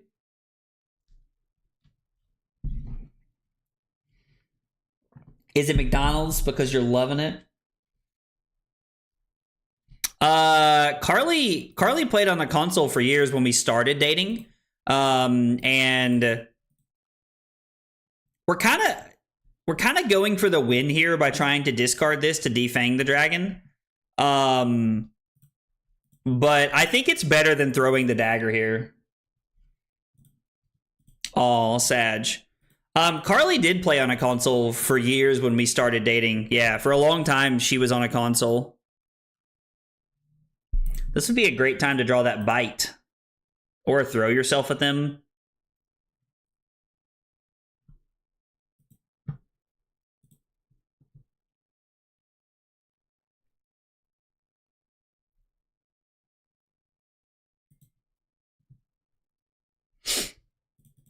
Again, we're kind of in that world where I am protected.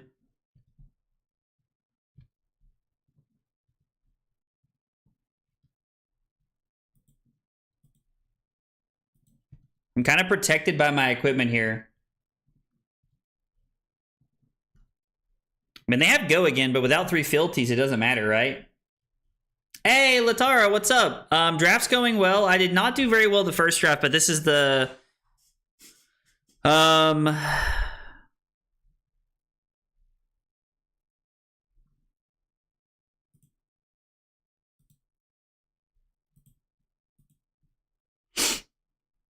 The first draft did not go well. Our Arachne deck that we drafted the first time was not very good, but I think this time it's been a lot better. We're going to discard, backstab, and then come in for 7 and force 3 cards here. Hi for Max. It is time to crank and bank. I'm so pumped. The Bank Buster is really cool too. Intel CPU with Radeon GPU legit makes some people lose their mind. That's funny, dude. Got no complaints whatsoever, even though it's everything the majority of PC gamers hate. I mean, listen, dude. It's all about what you like, and that's what matters. That's what matters. All right, well, I'm remarked again here. We are winning the fatigue battle right now, which is phenomenal for us.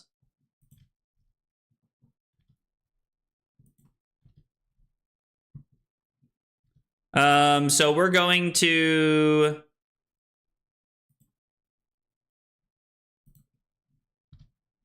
overpitch to throw a dagger.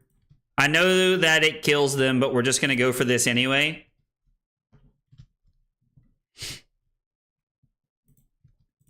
Like, the bite just wins the game anyway, but still. Like, we're going to go for this in case there is another D-react here.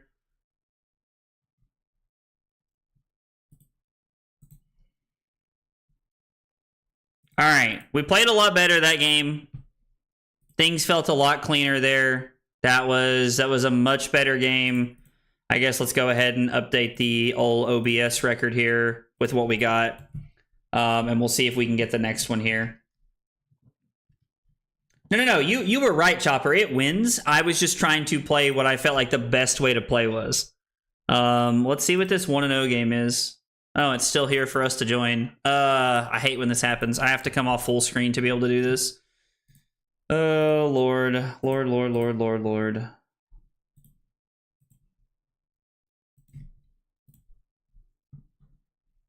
I guess you want to go first?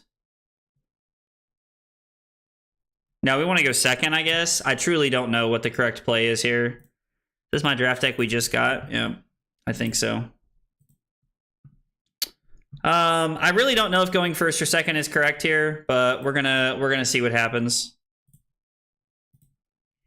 So Jude ended up being on Arachne, which is really interesting because it really felt like Ninja was dry as a bone to my left. Draft starting, BRB. Chopper, best of luck to you, man. Going second, like almost always, does make a lot of sense.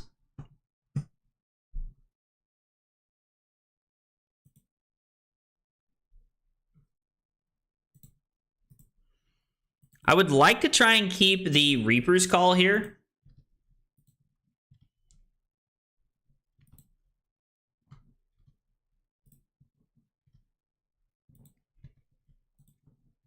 I really like the idea of this. They're going to throw Mark of the Prey at us.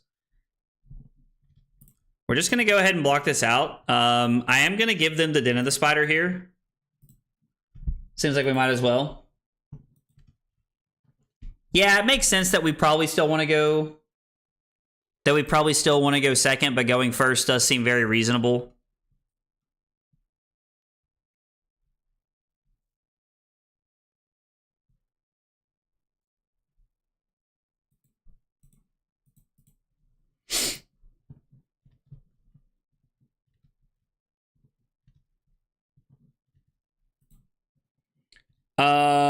I think we are going to play this here, actually. I don't... do I want to just throw this at them for 2?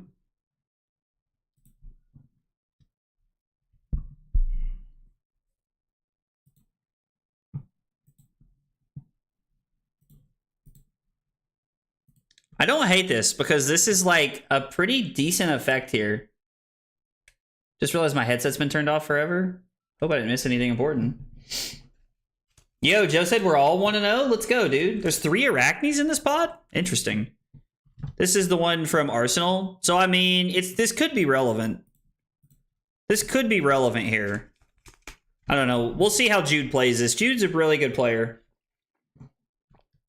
The Hunted Draft is really good format, Latara. I agree. I think it's a really good draft format, and I'm very excited to draft it at PT. We get to flip into Redback, which is giving it go again.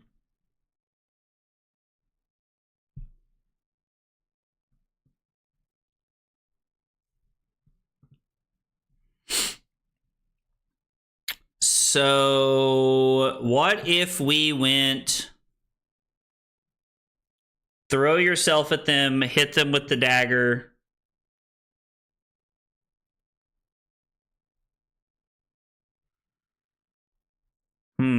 This is interesting.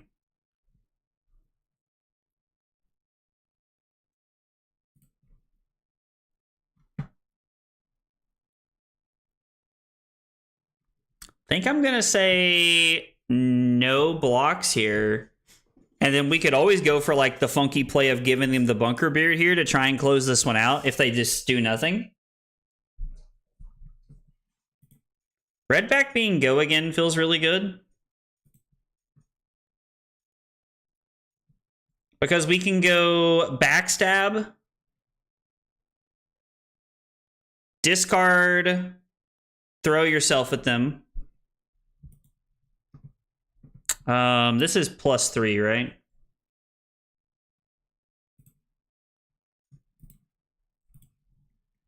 Jude got a lot of good cards here as well. So we're just going to take 6, go to 14.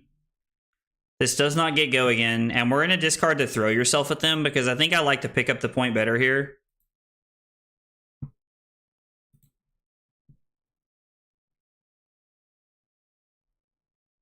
So it's going to be backstab. We're going to discard the incision to Arachne to give it +3 and go again. I would have to look up what it is. I don't really like build PCs like a lot of people like to do, Brad. It's like one of the pre-built ones that we bought. But I mean, yeah, I could look it up here in a minute if you wanted to. If you wanted me to. I will discard this. I know that this gets +2, but we get to come over the top here. And then We get to come in for 3. I like saving to pick up the point here. Maybe there's a world where we are supposed to discard the throw dagger. And then, no, I guess we couldn't really have done it all there if we didn't. So I think we played that as well as we could have there, to be honest. Flip back into Deceit.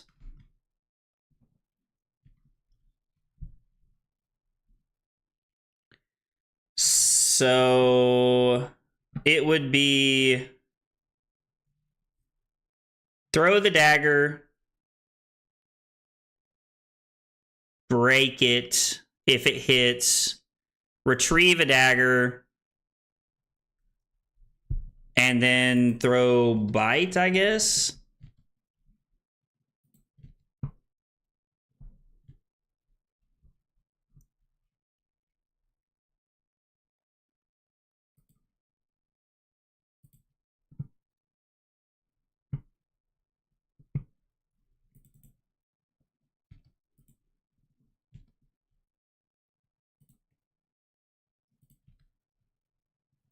Interesting. Yeah, no, you're good, man. No worries. I completely get it. I do like the idea of having this in my deck. Maybe we're supposed to arsenal this. I kind of feel like it's supposed to be...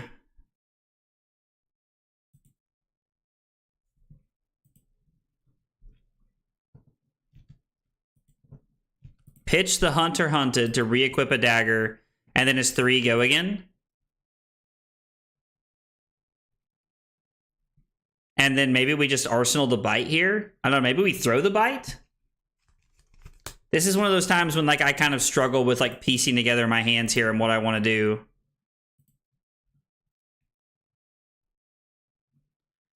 I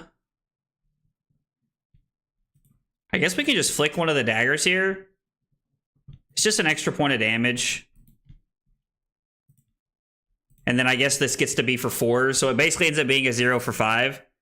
They're going to take 1 so they don't stay marked. And we don't get to flip. Which is a good play by them. I don't have to like it, but it is a good play.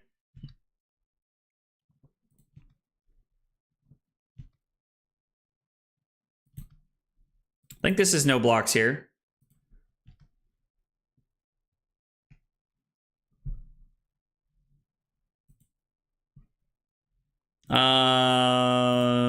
I don't think so. So what? This goes to 5 and then it goes to 8 and then we lose a life. So we go to 8, we take 9, go to 5. And then we have a pretty mediocre turn on the crackback. Nothing crazy here.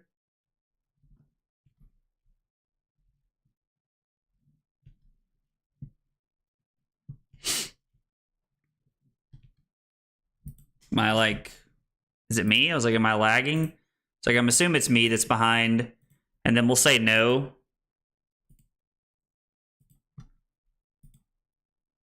He will not break. Okay, so we're at 5. So I think we're going to go pick up the point. We will pay to re-equip here. Ah, shit, that's not what I wanted. We will pay to re-equip. Okay, you have to click on the dagger before you click OK. I'm assuming, I figured you had to like click OK and then click on the dagger. Talishari interaction's getting me.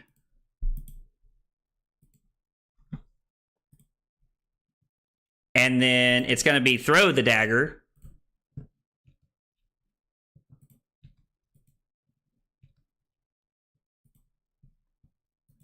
Yep. We're going to go ahead and put you down to 9. Plunge the prospect for 5. On hit go again, which is pretty good. Den of the Spider marks us, which is a little obnoxious, but it's not the end of the world. And then do I want to save the backstab for Bunker Beard, or do I want to put you down to 4? Oh, they're going to have to be doing some crazy stuff for High Seas Limited. Is there a way to add macros to this for High Seas practice? I'm sure there is. I'm pretty sure they had it for Rosetta, if I remember correctly. Do I just arsenal this for Bunker Beard, I guess? Having another red attack is probably just the way to go. So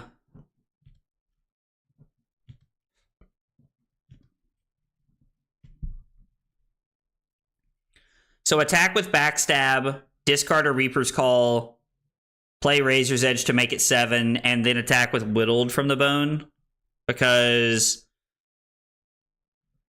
I guess they won't be marked.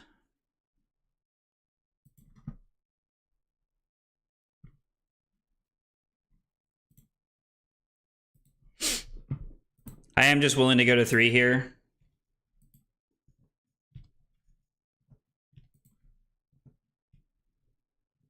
Let's freaking go. You love to say it. Yo, Carbar14, thank you for the follow on Twitch. Appreciate you being here and hanging out. Guys, if you're hanging out with us for the first time, be new to the channel, whatever your story is, we got 3 questions we ask everybody when you're new, and they are, what's your name? What got you into Flesh and Blood? And what are your favorite hot dog toppings? Tell me about yourself. I would love to get to know you guys in the chat.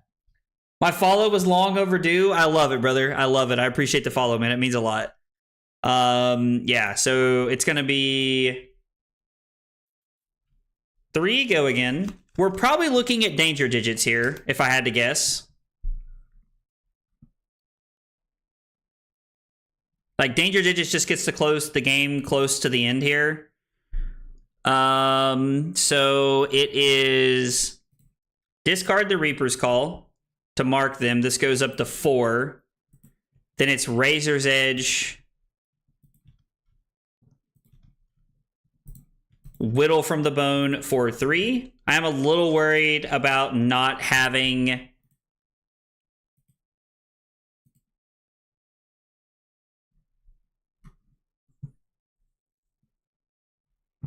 and I kind of want to flick to mark him so we can go into the web or whatever. But this won't work, will it?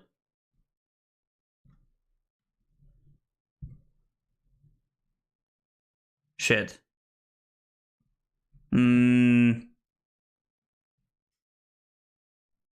It's just 1 extra damage, I guess, is what happens here. Yeah. Some of these weird things I've got to start considering more regularly.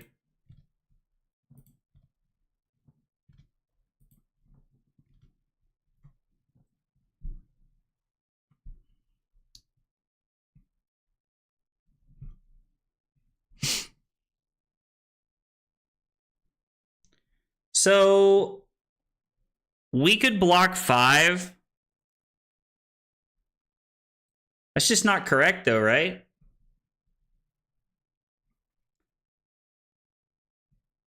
We block 3, take 2, go to 1. Hang on, let's think about this for a second. Jude's at 4. If I block with Defang... No, I need this to be a blue, don't I?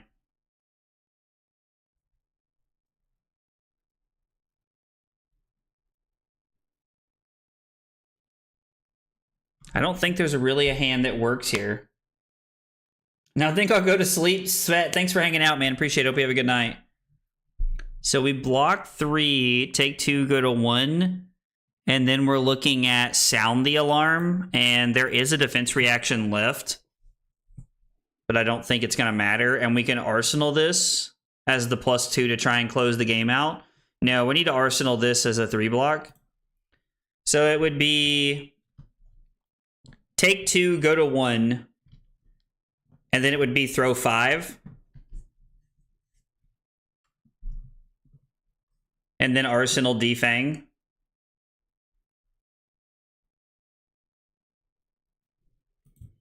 I'm skeptical. I'm not going to lie. Going to 1 scares me. Mark me or no? I was like, I assume no.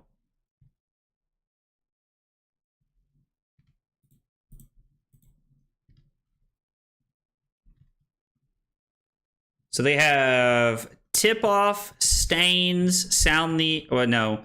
It's tip-off, stains, lair, and mark. So we get to put this on top of our deck.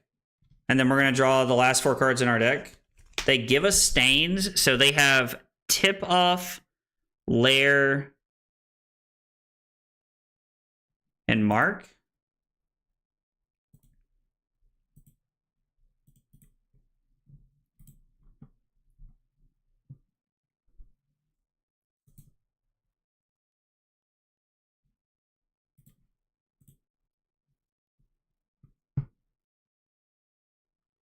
So they pitched Mark of the Prey to come in, which means they have Lair of the Spider and Tip Off. So it's going to be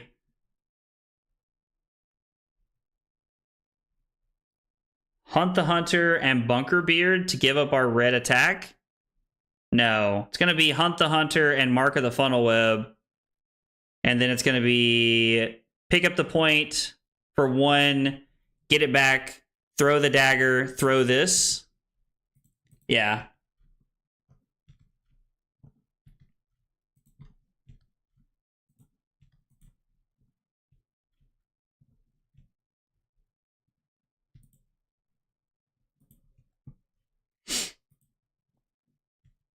And then it's going to be pick up the point for 1, get our dagger back, throw our dagger, come in like this.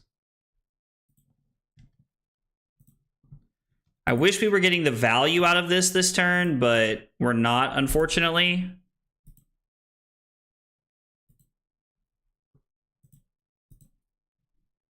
We're going to get our dagger back, come in for 1. Oh, it equipped in the wrong spot. You, gross.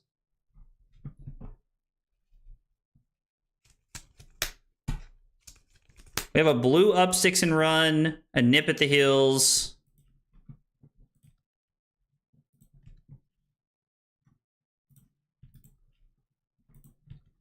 They're going to go to 1, give us a card.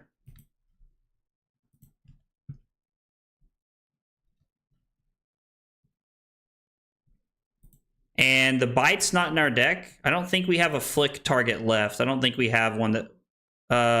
no, we discarded to throw yourself at them. So I think this is just correct, right? Because it takes a card out of their hand. Or I guess it takes a layer out of their arsenal.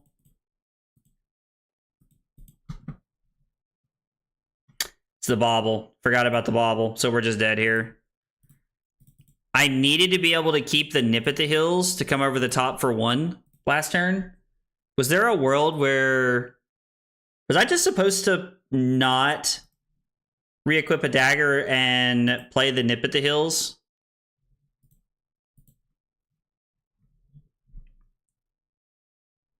Was I just supposed to go for the win by attacking for 1 and keeping the blue in hand? Keeping the nip at the hills? I think I was. I don't know if Jude still doesn't block there, but I think it gives us a better out to trying to win that one. Huh. Interesting. All right, let's see. Let's go ahead and join the queue. We'll go ahead and mark that as a 1-1 draft queue. Currently got 4 people in there. Man, I don't really want to play any of the 1-1 games. I'd rather just jump into a new draft queue, which is already at 7 people. Bonkers, you love to see it. But let's go ahead and change this one around. That deck felt a lot better, and I think that if I understood Arachne's play patterns better, we would have had a much better chance at going 2-1 that round. And honestly, we probably still could have went 2-1 that round. It just kind of depends. Yo, draft queue's already ready. You love to see it. Hopefully somebody puts it together. Let's see. Tark Patel's in this one. Charles, I don't know. It's probably Charles Dunn if I had to guess. I have a lot of the, I have the streamer mode turned on, so I don't see a lot of that stuff. Hey, Juicer, it was a good game, brother. I think I could have played, I think I had an out. I had to play to the, to throwing the pick up the point at you, not paying to get it back and praying that you don't block. Well, no, you had the defense reaction. Yeah, I don't think there was a world that I could have won there. I don't know. I don't know how I was supposed to win there. You played really well, though, brother. Oh, let's see. Sorry, Carbo. I didn't mean to miss your message earlier. Carson, I'm friends with Drew. He got me into the game. And as far as hot dogs go, if they have something, it has to be cheese, chili, and gravy. Cheese, chili, and gravy is an interesting one, man. I've never heard of cheese, chili, and gravy. That's a new one, brother. But I'm here for it. I gotta tell you, I'm here for it. I'm a big fan of pretty much whatever people like on their hot dogs. You know, no judgment for me. I'm just kind of here for whatever people want to do. I just kind of roll with it. But dude, I appreciate you being here and hanging out, man. I was like, if I remember correctly, we met at a couple of ProQuests like last year, I believe, right? Been grinding this format. Yeah, Jude, I see you doing the @ping me one more, @one more. I see you doing that all the time, dude. I see you doing that all the time, man. So I was like, it looks like your draft practice is really paying off. Are you going to London, Jude?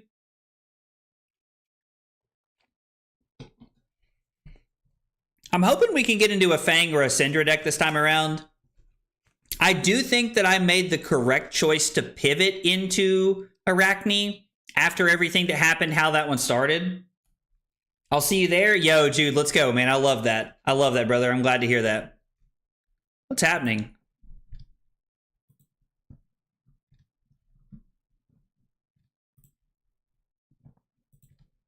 All right, well, apparently we're having to re-queue here. I don't know what happened. Apparently somebody's computer shit the bed, so we're like having to re-queue, which, I mean, it's fine. Like, there's already 7 people in the new queue. So if you guys want to draft, come join me. There's one more spot left right now. You guys could hop in. Oh, I'm super excited to meet people in London. I'm super excited to meet people in London, man. There's a lot of people from across the old pond that I've never had the opportunity to meet, so I'm very excited for that. Oh, was it the one you won? Yo, Carson, let's go. Yeah, that was where Drew and I played in top 8, and he had really bad beats against me. I remember that. But I appreciate the kind words, man. I really appreciate the kind words, brother. It means a lot. Thank you. Are we still waiting on one more? Yo, I figured that would have filled like crazy. Yo, really? I guess that guy whose computer went down, like, yeah, I don't know. I don't know. Computer goes down, all of a sudden nobody's drafting. You know how it is. Y'all know how it is.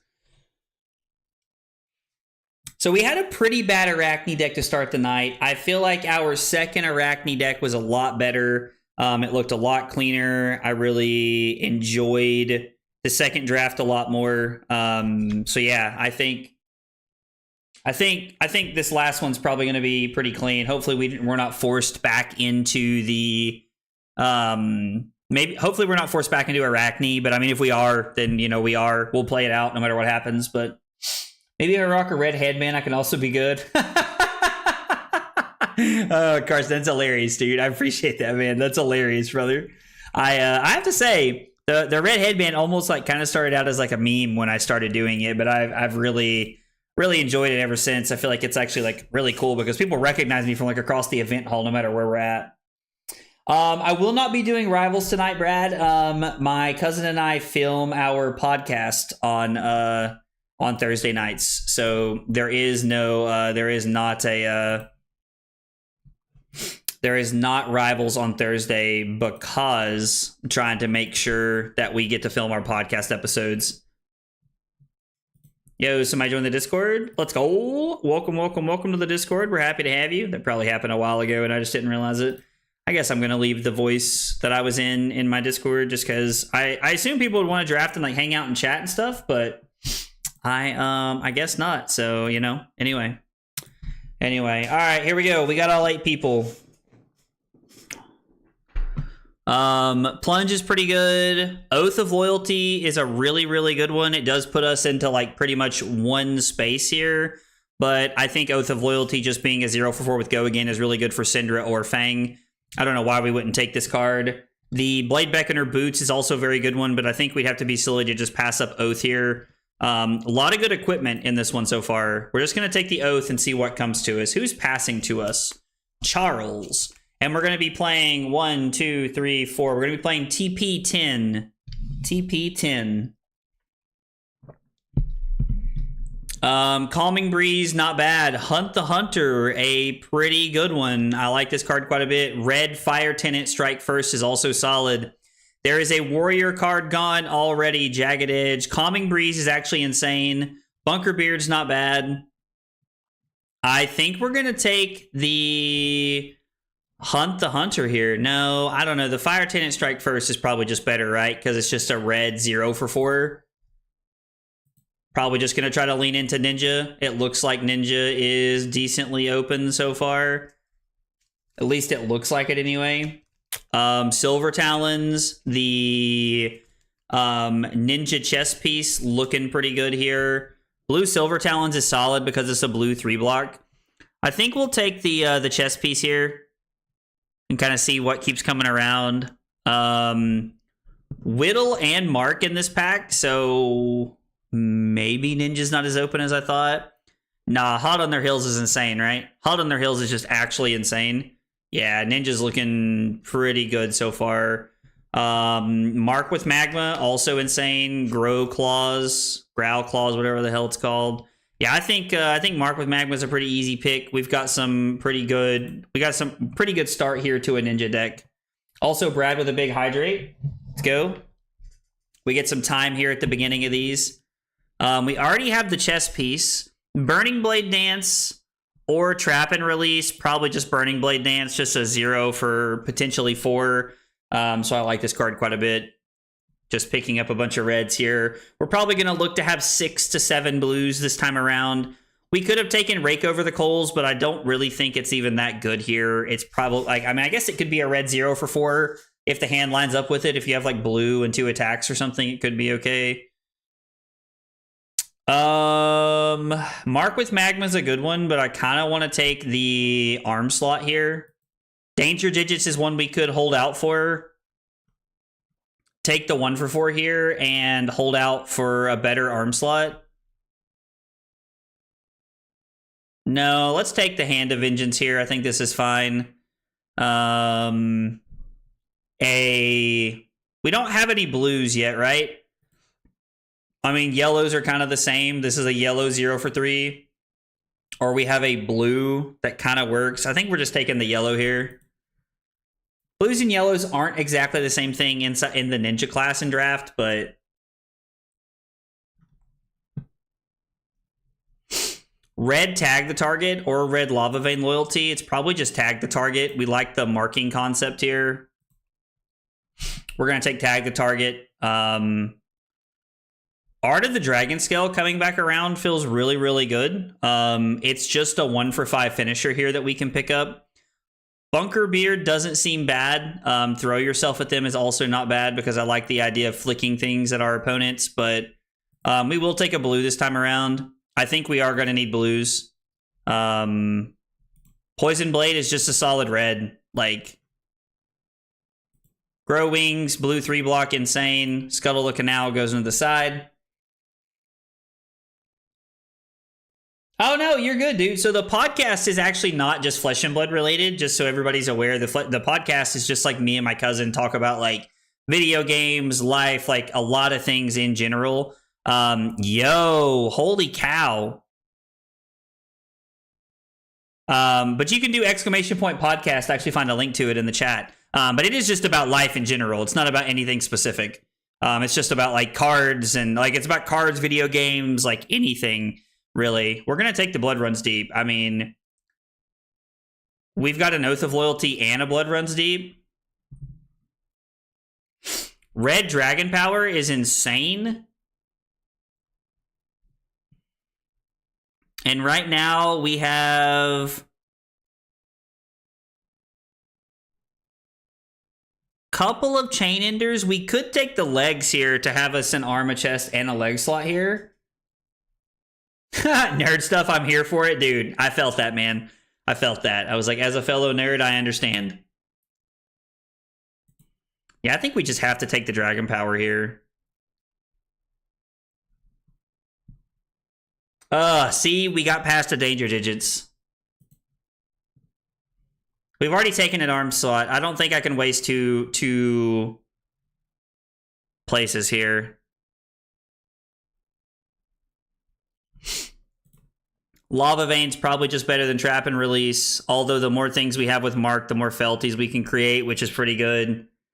Mark, mark, mark. So we currently have 3 things that mark right now. Lava Vein's probably just fine. It's a 0 for 3 that blocks 3. I think I will take the tag the target this time around. Kind of try to keep myself a little open here. This deck is looking pretty good, actually. Yeah, I agree, Martin. Compounding Anger? Yo.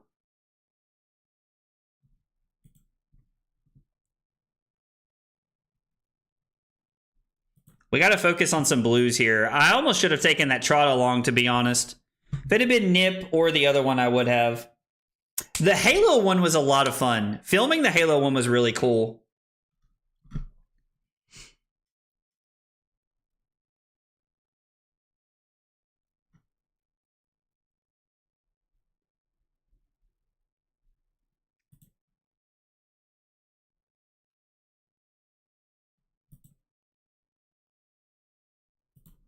Man, I'm being super greedy, not taking blues here, but immediately getting punished for not taking blues.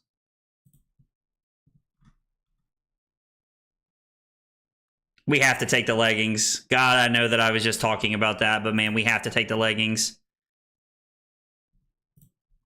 We'll take the yellow because it kind of serves as resources.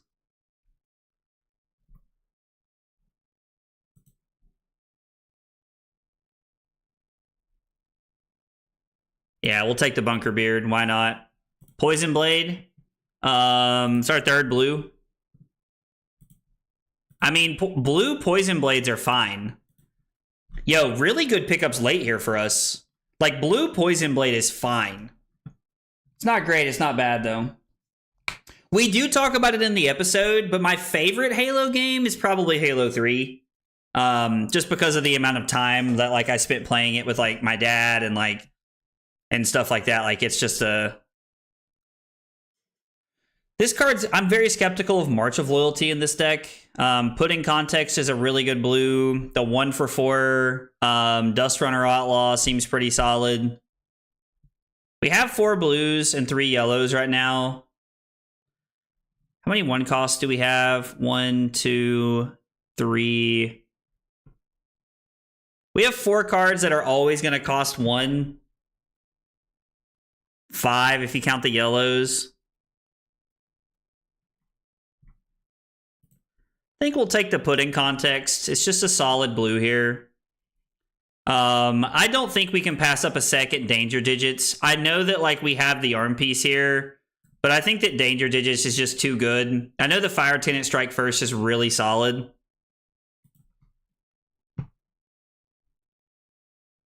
Man, this feels really good, but man, Ronin Renegade is just a 0 for 3 starter. Uh-oh. Waiting for Rock and Troll to come back. How hilarious would it be if that was their name and then they just, like, bailed? Sound the Alarm is solid, but I think we're supposed to be taking powerful reds here. Fire Tenant Strike First again, just absolutely insane. We could play For the Emperor as a 1 for 5. I mean, it does create a fealty token. That would give us 1, 2, 3, 4 cards that are just absolute chain enders, and it would add us a 6th 1 cost to the deck. I don't know.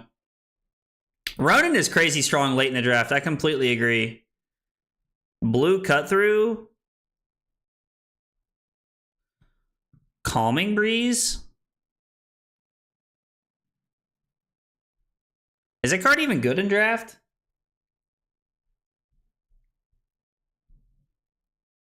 I feel like it's pretty good. We have a pretty good amount of starters, I feel like. I'm debating if we should have taken that Calming Breeze or not. There's another one? Shoo. Trap and Release is probably just correct.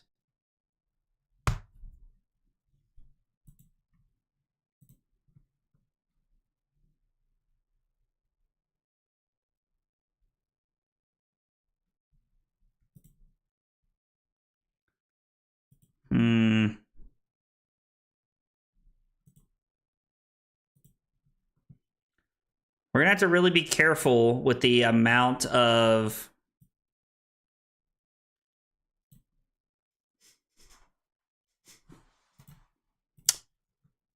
Would really like to pick up one more blue here, to be honest. Got 6 right now, which is fine.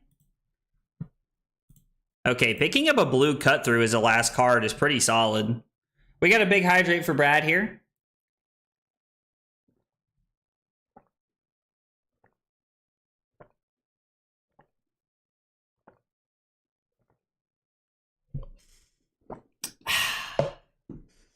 All right. Let's get this going.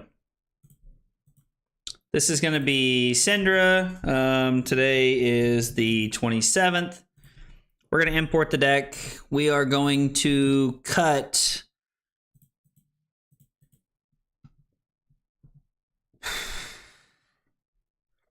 Most of our cards are playable.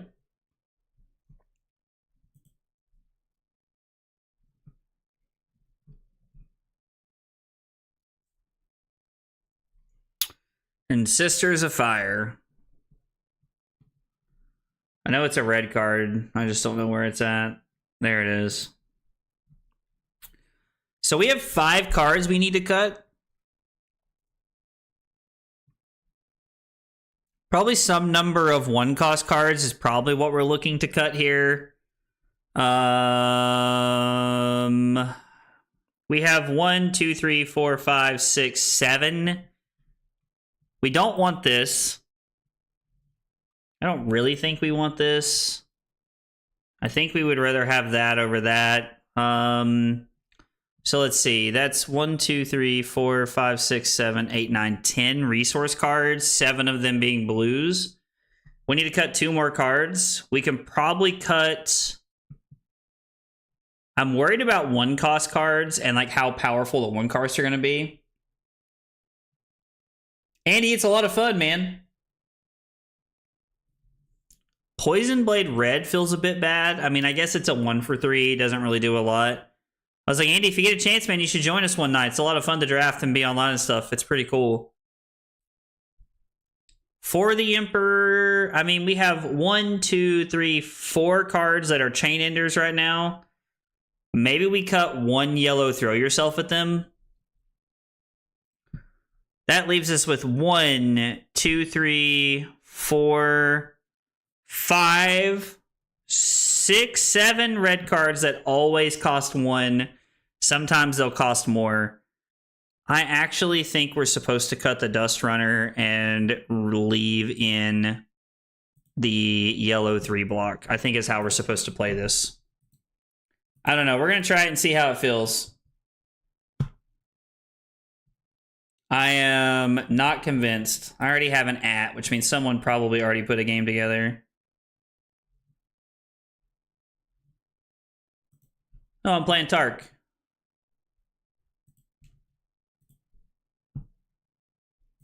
I am going to go second. Best of luck to you. All right.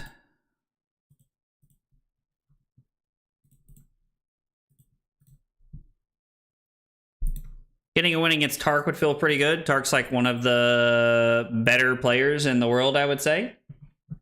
There's a lot of Draconic cards in our deck. There's a ton of them, actually. Is there anything... Would we rather have the Arm Piece versus Danger Digits against Arachne?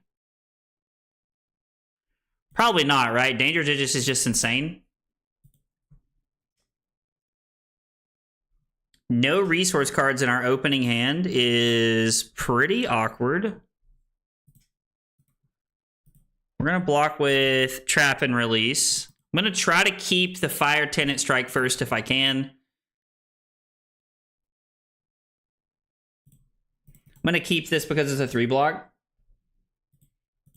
Yeah, going second's very big in this format. I completely agree. I completely agree with you. Going second is very, very good.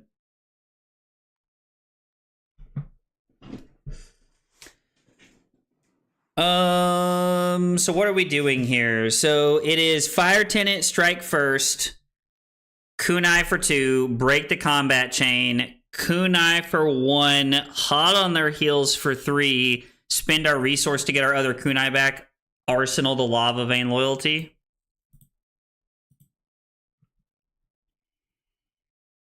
Seems like a pretty good play. We get to try and push some damage here and set up a Lava Vein Loyalty in our arsenal, which works really well with Bunker Beard if we need it to. I'm curious to see how this Oath of Loyalty feels.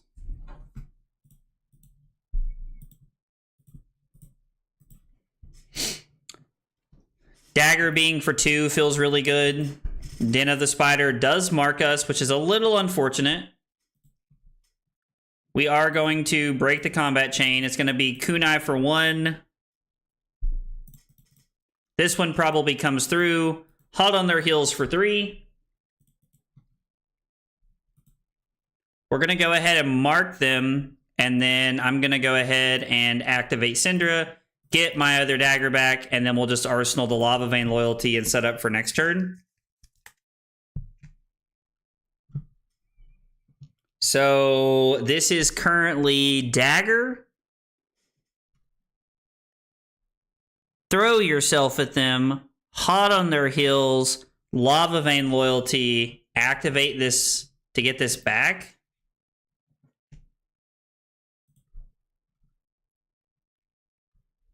I mean, I think I'm okay taking 5 here.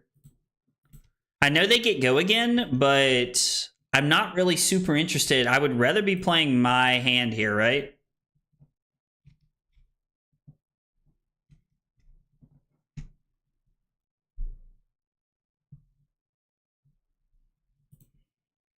Blocking with Grow Wings just makes sense because even if there is a 0 for 3, we can use the Lava Vein Loyalty here.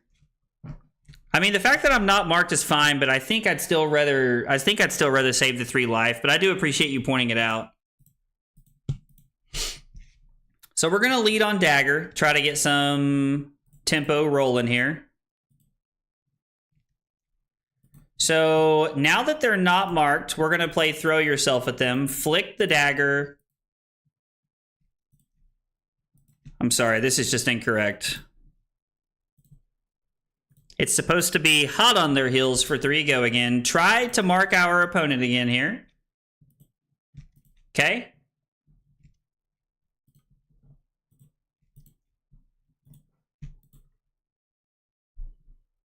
So now we have 2 Draconic Chain Links. We could save the Lava Vein Loyalty for next turn if we wanted to, instead of just trying to go all in.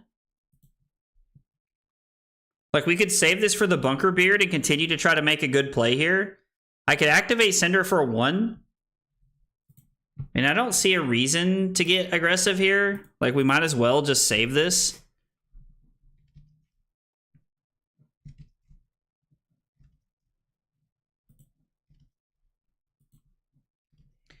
If I block throw yourself at them, my hand is Oath of Loyalty. Actually, this hand's no blocks to the moon, right? This hand's insane. I hate letting them mark us, but we can actually use the Bunker Beard to like protect our arsenal if we have to. Getting marked is not ideal, but it's okay, I think.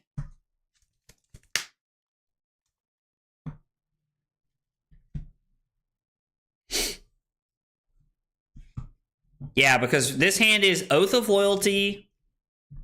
We have, what, 1 fealty token? So we go Oath of Loyalty, Dagger, Lava Vein Loyalty, Crack Fealty, throw yourself at them, get the dagger back.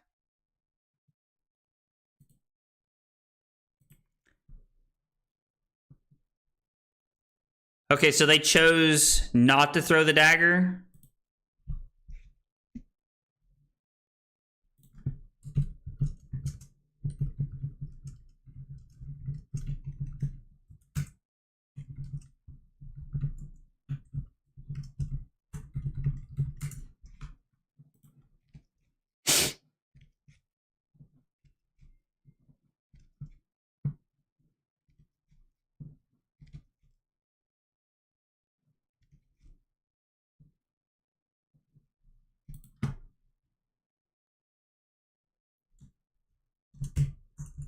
Okay. We're going to say no blocks. I'm not interested in blocking this here.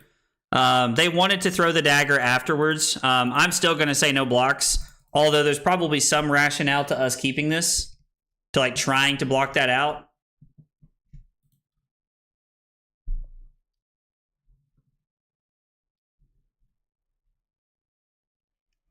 What card would I banish from my hand if I let this hit me?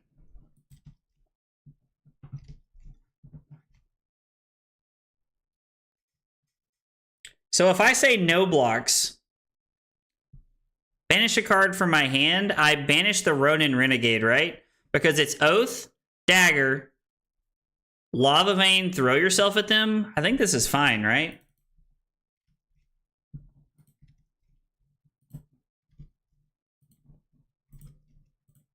I mean, if it is going into something backbreaking, it's going to feel pretty bad, but I think this is an okay turn. Like, my opponent's probably pretty content to Arsenal here.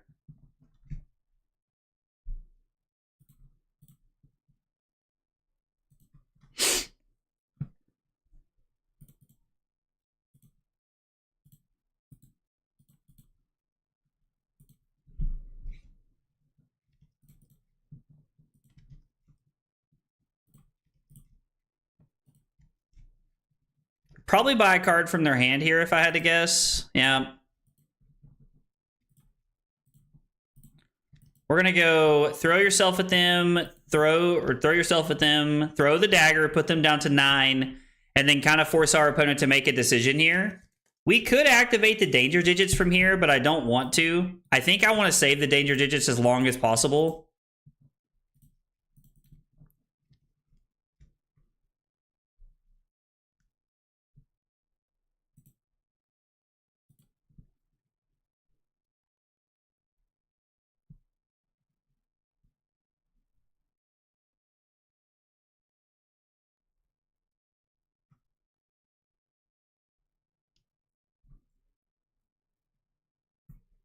Mark with Magma or the 1 for 5? I think we're going to Arsenal the Mark with Magma here.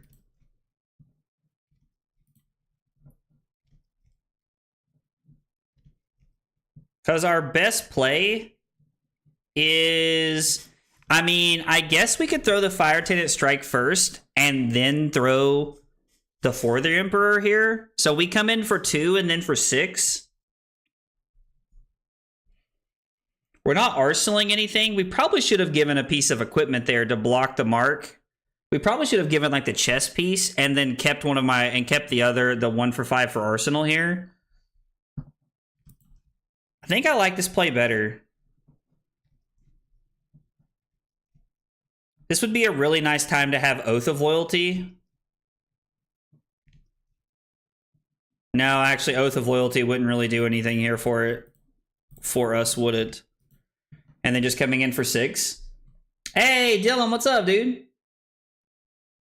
I went 1-2 with Katsu tonight. Man, this hero is so bad it makes me sad. I know a lot of people wish Katsu was better. Like, a lot of people really like Katsu and, like, wish that he was doing cooler things.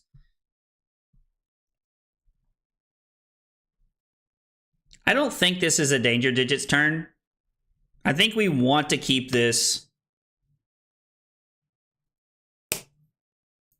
and just try to force our opponent into awkward spots is the goal here.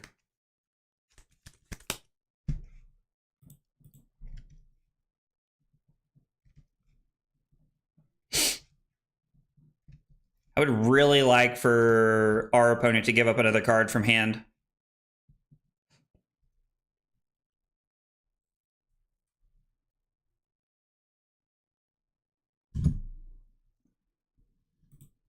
I'm going to refresh.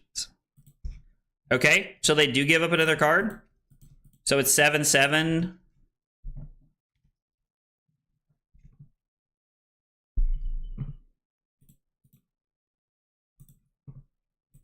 This hand's insane. Gravy Bones is going to be cool, dude. Gravy Bones is going to be cool. I am very excited for the new set.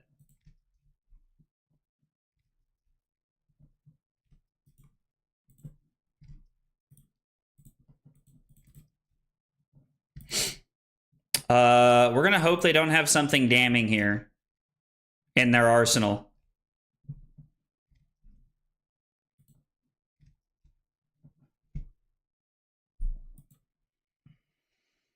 Really don't want them to draw a card. Are we about to block with Burning Blade Dance?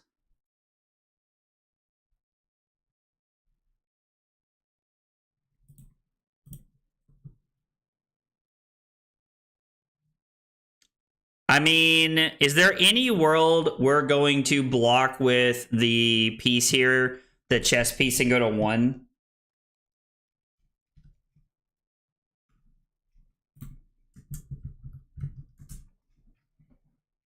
Like, this is probably just better on defense, right? Since we are marked, this is kind of relevant. Orb Weaver is... Oh, wow. Them hitting that is actually insanely good for them. So we're going to lead on tag the target here because I'd like to mark them and get a fealty generation going. Plus, they don't know we have the Blood Runs Deep in our hands, so... A lot of the cards from this new set look really cool, honestly. I'm really excited for Puffin, to be honest. Like, Puffin, I've been a big Mechanologist fan for a long time, so I think Puffin is really cool. And I'm hopeful that she's going to be very broken. Although she starts at 40, so I'm not super hopeful here.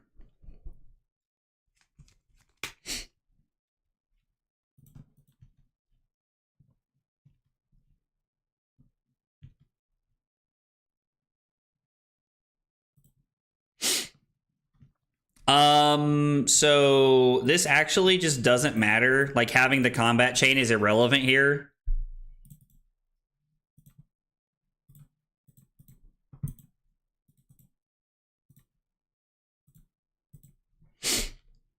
So this puts our opponent down to 3. And then they're forced to give me a card here because if they go to 1 here, the danger digits just kills them. So we're going to get a card here, and then we're going to have to play around their 3-card hand, which is a pretty scary here. I want more things that change name of cards. Give me a Mask of Many Faces, but the chest slot. I mean, yeah, and when Zen's gone, you probably will get some help, to be honest. Oh, the mech reimagining in this set is going to be really cool.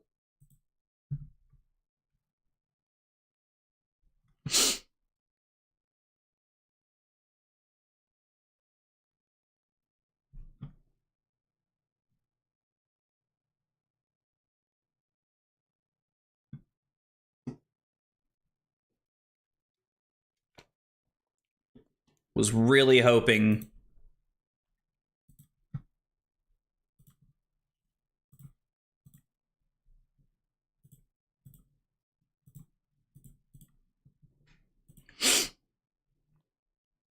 I was like, I'm sure you're going to go to 2 here. I'm not going to danger digits. I'm just going to pass, and we're just going to have to play it out. Put in context could bail us out.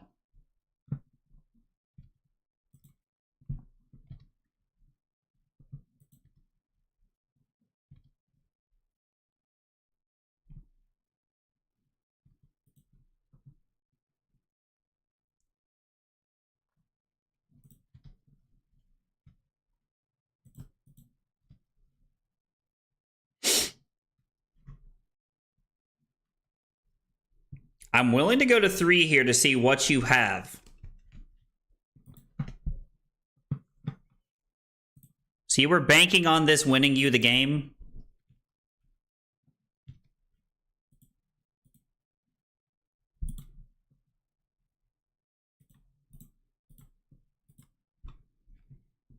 The best part about this scenario is that my opponent has no choice but to block.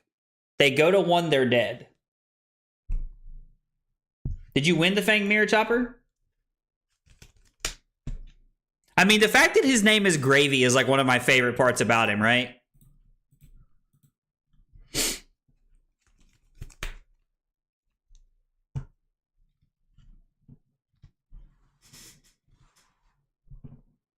Yo, Tark pulled a Kiss of Death.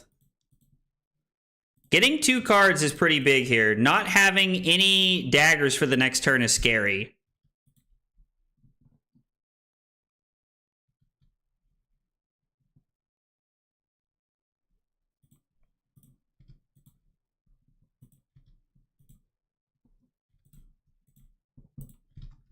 I think we've won the game from here. Because you can never go to 1. Like, we're just taking every card out of our opponent's turn, out of our opponent's hand this turn if we don't win the game. 1-1 draft. Cinder a win, Fang lost. Okay. I mean, that's fair. So this gets a card.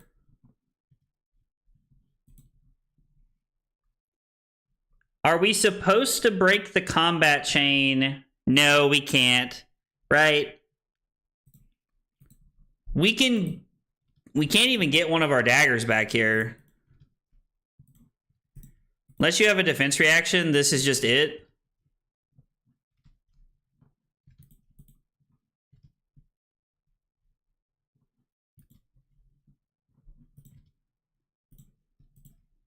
Now the danger digits put you to 1.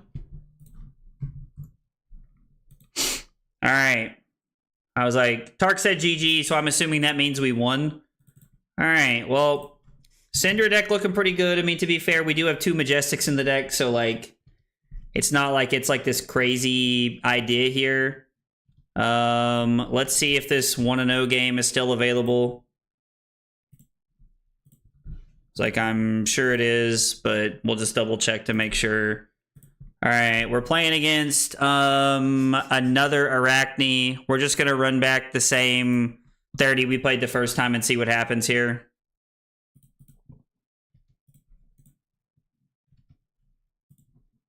Hey, thanks, Carson. I appreciate it, man. I appreciate that.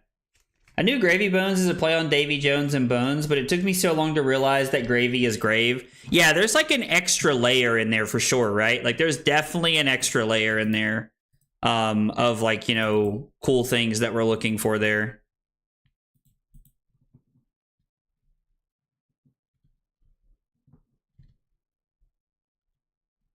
Our opponent also has a danger digits, which is important. I mean, like, this is a big deal. I do like throw yourself at them. I like this card a lot because it's basically just guaranteed 1 point of damage. Also, they took the Blade Beckoner boots early on, which is really good. My man said I'm so dense. LOL, dude. We're going to block with the blue and hope that we draw like a yellow or a blue here to kind of make this hand work. I'm going to keep the Ronin Renegade because it's just a powerful card.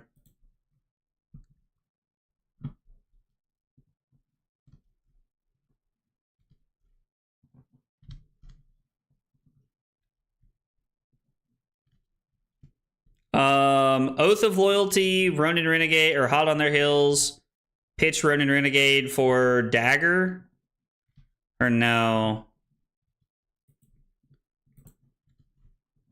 I mean, yeah, I think we have a really good deck this time around. I think this deck is really good.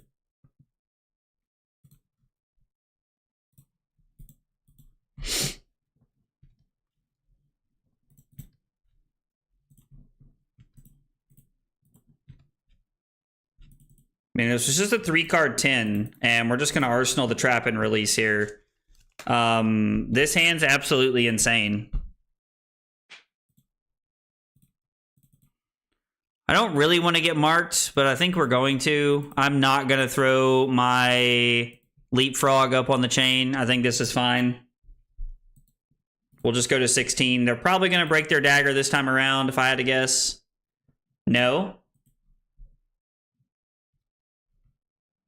Oh, the Scar Tissue marks me. Banish a card in my arsenal.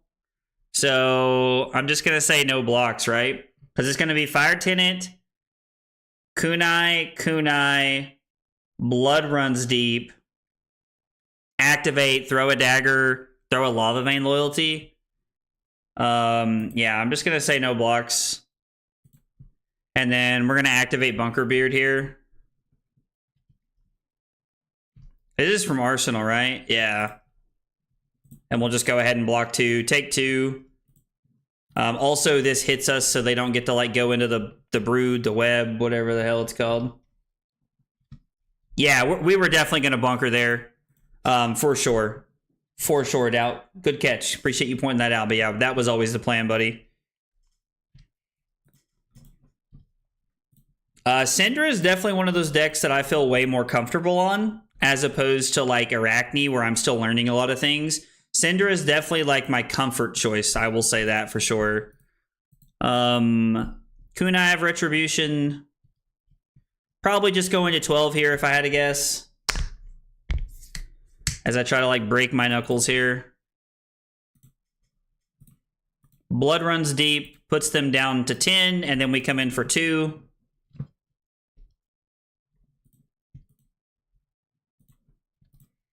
Activate Cinder for free, get both of our daggers back, throw a kunai for 1, put our opponent down to 7. I think we're going to keep the Lava Vein loyalty and just Arsenal here.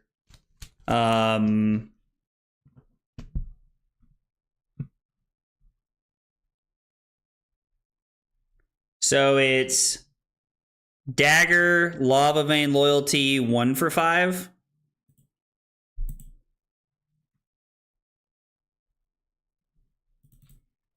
I think we're just going to get marked here, honestly. I don't know. We could try to block this. Yeah, so they have a lot of dagger reaction stuff, I've noticed. But theirs is working out a lot better for them than mine did. Of course, I think I was also being a little bit aggressive with breaking my daggers.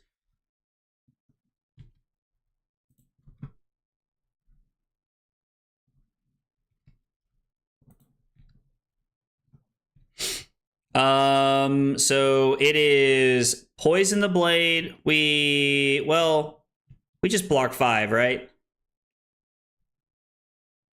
Dagger, this. I mean, I kind of hate to block with Dragon Power here, but dude, I'm not even close to caught up on Hydrates, Brad. I'm sorry, dude. With me trying to focus so much on PT testing, I'm sorry, buddy. I guess I could go block 2, take 3, go to 7, and then dagger, Lava Vein 5, Arsenal. It's probably a better play, right?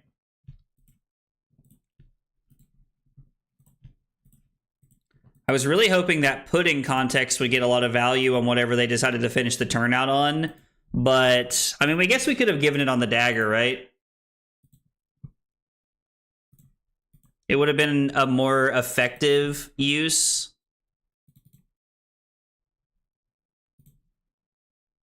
And then he knows it's going to be the 1 for 5 here. It's just a solid chain ender. Is there any world where we use danger digits here? I don't think so, right? Like, again, I think we're just supposed to use the danger digits when it's, like, lethal.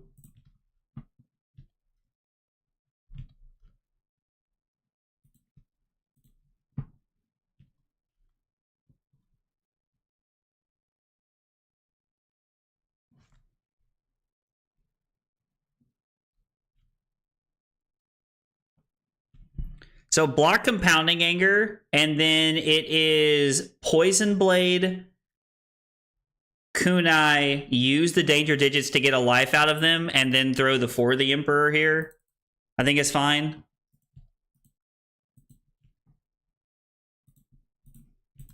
Feels like the better play. I don't know. Yo, Audio, what's up, dude? How are you, buddy?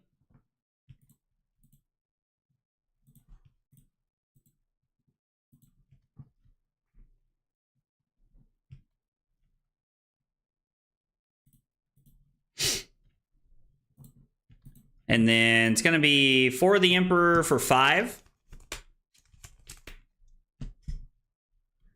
And the danger digits is going to kind of serve double duty here. We're going to get value off the Poison the Blade and the Kunai here. Or I'm sorry, the danger digits and the Poison Blade. We're going to put our opponent down to 3 here. I do think we are giving up our danger digits in a very useful situation. I kind of wish we had one floating to get our daggers back, but we'll just kind of see how this plays out. I don't think them activating their... Oh, I guess they just re-added it back to the combat chain.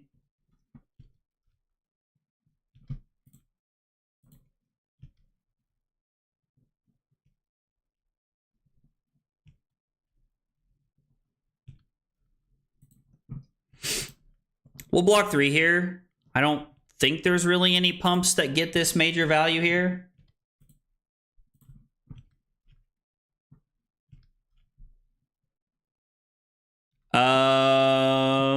Technically, if they have a Razor's Edge and Danger Digits, I die. But I get to go 3, 3, 4.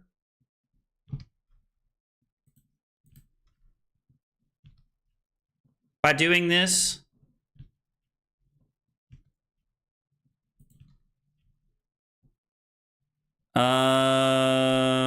I don't think there's a reason to add this here. We're losing a little bit of value this way. We are going to go to 6. We're going to banish the...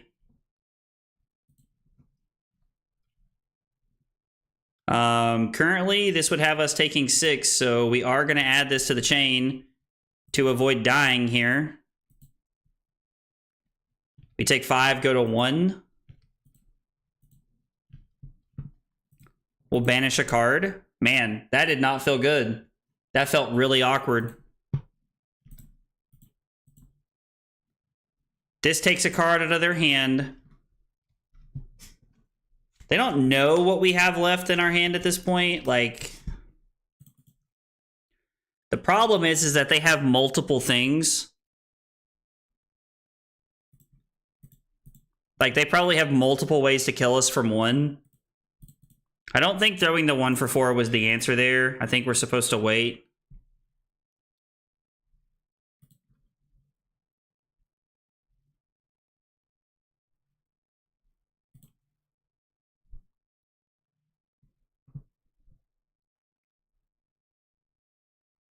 We do not have a starter here.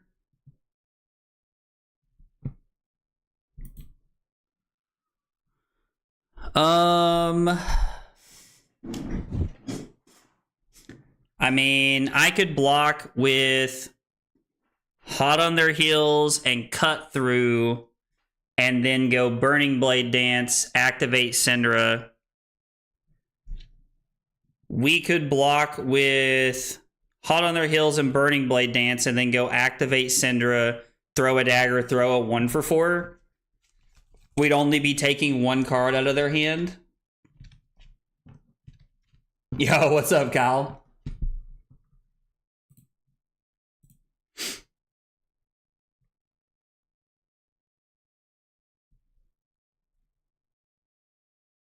I really wish there was a way to give this go again here. Man, like, if we even had 1 dagger, this would be really good.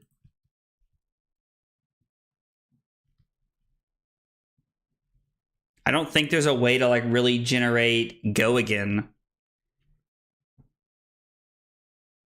I just don't think we have a way to generate go again here with this turn. Because if we keep the blue and the yellow, we activate Syndra, go dagger 1 for 4, have a dagger left. If we keep a blue and one of the 0 for 3s, we're going to throw 3, activate Syndra. If we keep the yellow, we block Hot on Their Heels, Cut Through, and then we throw Burning Blade Dance, activate Syndra. Get 1 card. So no matter what we do, we're getting 1 card.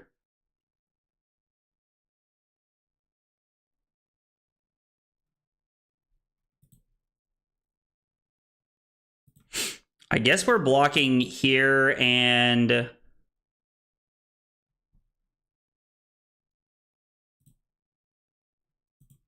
here, and we're going to go dagger 1 for 4.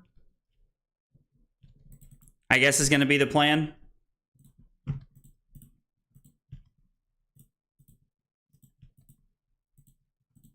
Yeah, I don't know if I like this play or not. I don't know. 1-2 draft, first draft of the night in the queue again. Dude, let me know how it goes, man. Kyle is right. There is a podcast, exclamation point podcast in the chat. Check it out. Catch the link. Opponent goes down to 2 here, which I actually think is an incredibly smart play for my opponent. And then this being for 4 means they only have to give me 1 card, or maybe there's some crazy world where they're all like 2 blocks. Because I don't think there's a world where we can kill them at instant speed, which means our best situation is going to be that they go to 1. We're able to block with 2 cards, go kunai into something else. Do we still have put in context in our deck? We do. And is it in this hand? Is put in context in this hand? I'm not sure if it is or not. It's been a good game though, either way. Put in context is not in this hand. If they have a buff on the dagger, there's not much I can do. Yeah. Well played. Well played. Oh, so that was their plan. They had nothing. Damn. I still don't think we're ever supposed to do anything about it though, right? Because we would have went Fire Tenant.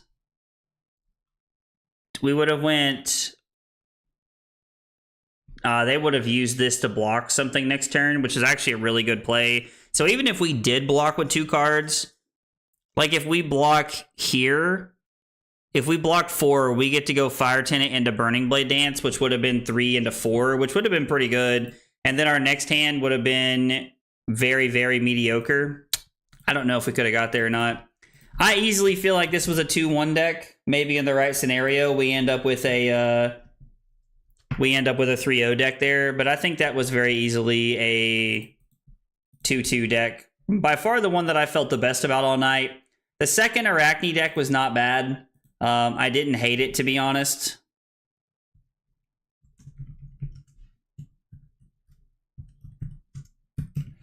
One ones. So we had 2 1-1s and an 0-2 to kind of start the night. We drafted Arachne twice, and then we had a Cinder deck there at the end that, I mean, felt pretty good. Like, the deck wasn't bad. I don't know. I don't really know that there was, like, maybe some better play patterns I had there. That one hand really stumped me. Our opponent did a really, really good job of keeping their daggers around throughout the stint, like the longer stints of the game there, trying to make it work. Like, our opponent understood their patience, and like the fact that they had a lot of dagger pumps, they really understood really well. So it was a really, really well played game of my opponent there. But anyway, so yeah, 3 drafts tonight, not bad. I definitely feel a lot better on Arachne than I did before the night started. Don't worry, we got draft practice coming next week too. We'll be drafted on Thursday again, trying to get more reps in. New computer came in yesterday, so I'm going to be putting that together tomorrow or Saturday morning. I'm not sure which. And then we'll probably try to get a stream in this weekend on the new computer to see how it does. I'm pretty excited about it, to be honest. It should be awesome. So it's going to be great. Yeah, guys. Thanks for hanging out tonight. Appreciate you guys for being here. It means a lot, y'all chilling and hanging out. Remember, if you're new on Twitch, make sure you hit that follow button. Goes a long way. If you're new on YouTube, make sure you like the video and subscribe. Helps me out a lot. No stream tomorrow. Maybe this weekend. I'm not 100% sure. If nothing else, though, I will be back on Monday. Take it easy, guys.